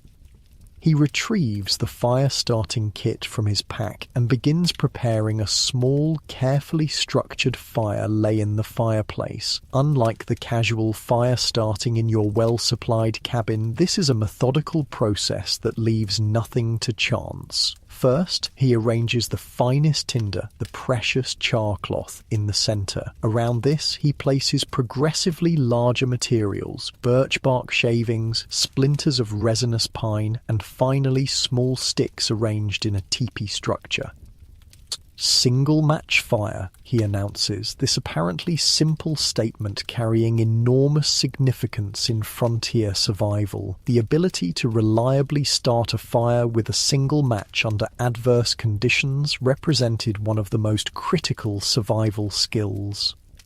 He strikes the match carefully, shielding the precious flame with cupped hands, then transfers it to the char cloth. The blackened material catches immediately, creating a small but intensifying glow. Your father blows gently, providing oxygen without dispersing the fragile heat. The birch bark catches next, its natural oils igniting with surprising vigour. Then the pine splinters, their resin accelerating the process. Within moments, a small but steadily growing fire takes shape in the ancient fireplace. "We'll need more fuel soon," your father says, once the initial fire is secure. "John, help me check what's available in here before we use our emergency supplies." The line shack, abandoned for years, contains some usable materials, broken furniture, fallen ceiling planks, and even some ancient harness leather that will burn slowly and hot. These discoveries allow the precious emergency wood supplies to be conserved. As the fire grows, the shelter's temperature begins to rise from dangerously cold to merely uncomfortable. The children are arranged closest to the heat source, with adults forming an outer ring that both blocks drafts and allows those most vulnerable to receive the most warmth. Outside, the wind continues to strengthen, periodically sending moaning gusts down the chimney that cause the fire to flare. What began as an unexpected weather change has developed into a significant storm, not as severe as the previous week's blizzard, but dangerous enough that being caught without shelter would be life-threatening. "Good call on the line shack," Henry tells your father quietly. "We'd never have made Henderson's in this." Your father nods, accepting the compliment with characteristic understatement. Weather's always the final decision-maker out here. While the men maintain the fire, your mother and Martha organise the food supplies for an emergency meal. The original plan had been to eat at the Henderson gathering, but circumstances now require implementing contingency plans. "We'll make a soup," your mother decides, utilising the cast-iron pot she had packed for sharing food at the gathering, stretches our supplies and provides both hydration and warming. The soup she creates is simple but nutritionally strategic. Dried meat provides protein, preserved vegetables offer vitamins, and a handful of precious barley adds carbohydrates. Most importantly, the hot liquid helps re-warm the group from the inside out. The children, initially frightened by the change in plans and the howling wind, gradually relax as the shelter warms and food is prepared. Emma organises them in simple games that require minimal movement but maintain engagement and positive mood, critical psychological factors in survival situations. "Remember, happy minds make warm bodies," your mother says approvingly as she observes Emma's efforts. This frontier wisdom, recognizing the connection between mental state and physical resilience, anticipated findings of modern survival psychology by generations. As the soup simmers, filling the crude shelter with appetizing aromas, your father conducts a thorough check of each person for signs of cold injury. He pays particular attention to the extremities, fingers, toes, ears, and noses, where frostbite typically appears first. "Peter's left boot got snow inside," he discovers, examining the McClintock boy's foot. "Need to address this immediately." What follows is a methodical response to incipient frostbite, removing the damp sock, warming the foot gradually with indirect heat, massaging to restore circulation, and providing the child with warm liquids to raise core temperature. Your father then improvises dry foot covering from spare clothing in the emergency pack. Keep checking it, he instructs Martha. If you see any white patches or he complains about lack of feeling, tell me immediately. This incident highlights another aspect of frontier emergency protocols, the need to address small problems before they become life-threatening. A wet foot left untreated could develop frostbite within an hour in such conditions, potentially leading to tissue death and even amputation in an era before antibiotics and modern medical care. The storm continues to intensify throughout the afternoon, confirming the wisdom of seeking immediate shelter rather than attempting to reach the Henderson homestead. What would have been a pleasant community gathering has transformed into an emergency survival situation, not desperate thanks to preparation and timely decision-making, but serious nonetheless.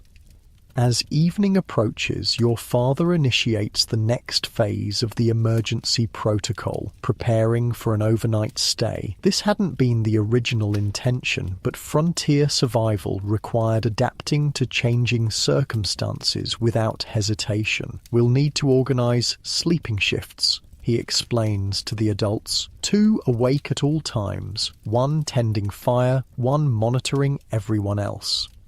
This rotation system ensures that the critical fire is never left unattended, while also providing surveillance for any developing problems among the sleepers. In extreme cold, a person might develop hypothermia without waking, making regular checks essential.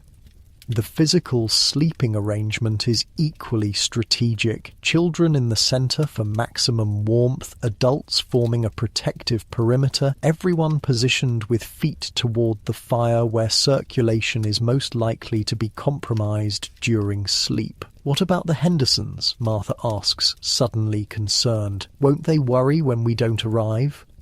They'll know we either turned back or found shelter, your father assures her. No one would expect travel to continue in this weather. It's frontier common sense.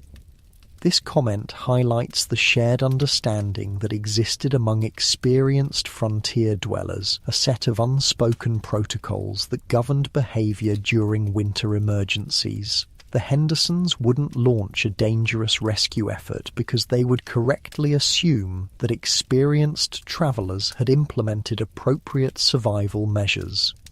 The evening meal is carefully rationed from emergency supplies, enough to maintain energy and morale without depleting reserves that might be needed for longer than anticipated. Your mother adds a special treat, a small amount of precious sugar mixed with snow to create a simple dessert for the children. A bit of sweetness keeps spirits up, she explains to Martha, who watches the technique with interest, and happy children make for a more restful emergency shelter.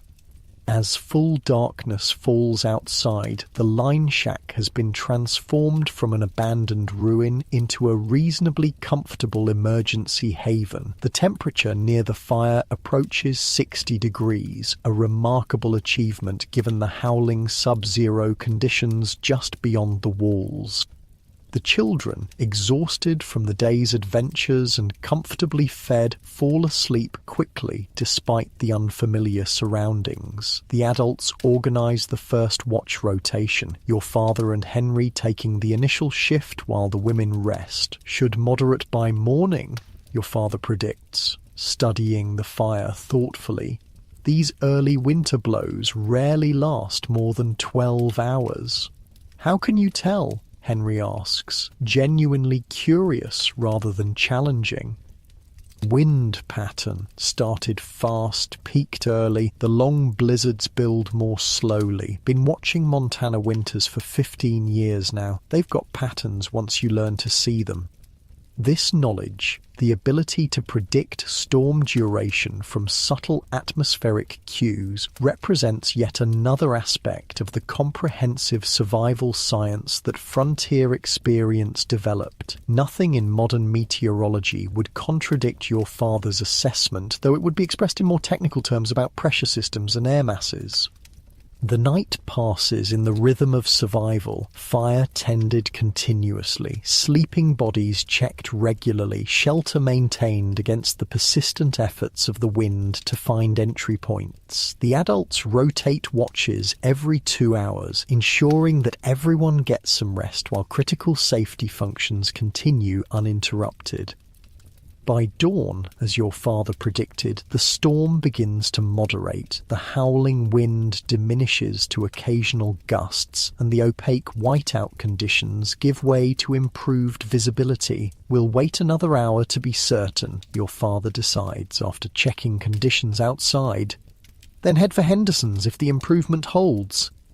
This patience, the willingness to delay gratification and remain in safe shelter until conditions clearly improve, represents another frontier survival principle. The most dangerous time often came when people, eager to resume normal activities, emerged from shelter too soon and were caught by a storm's second surge.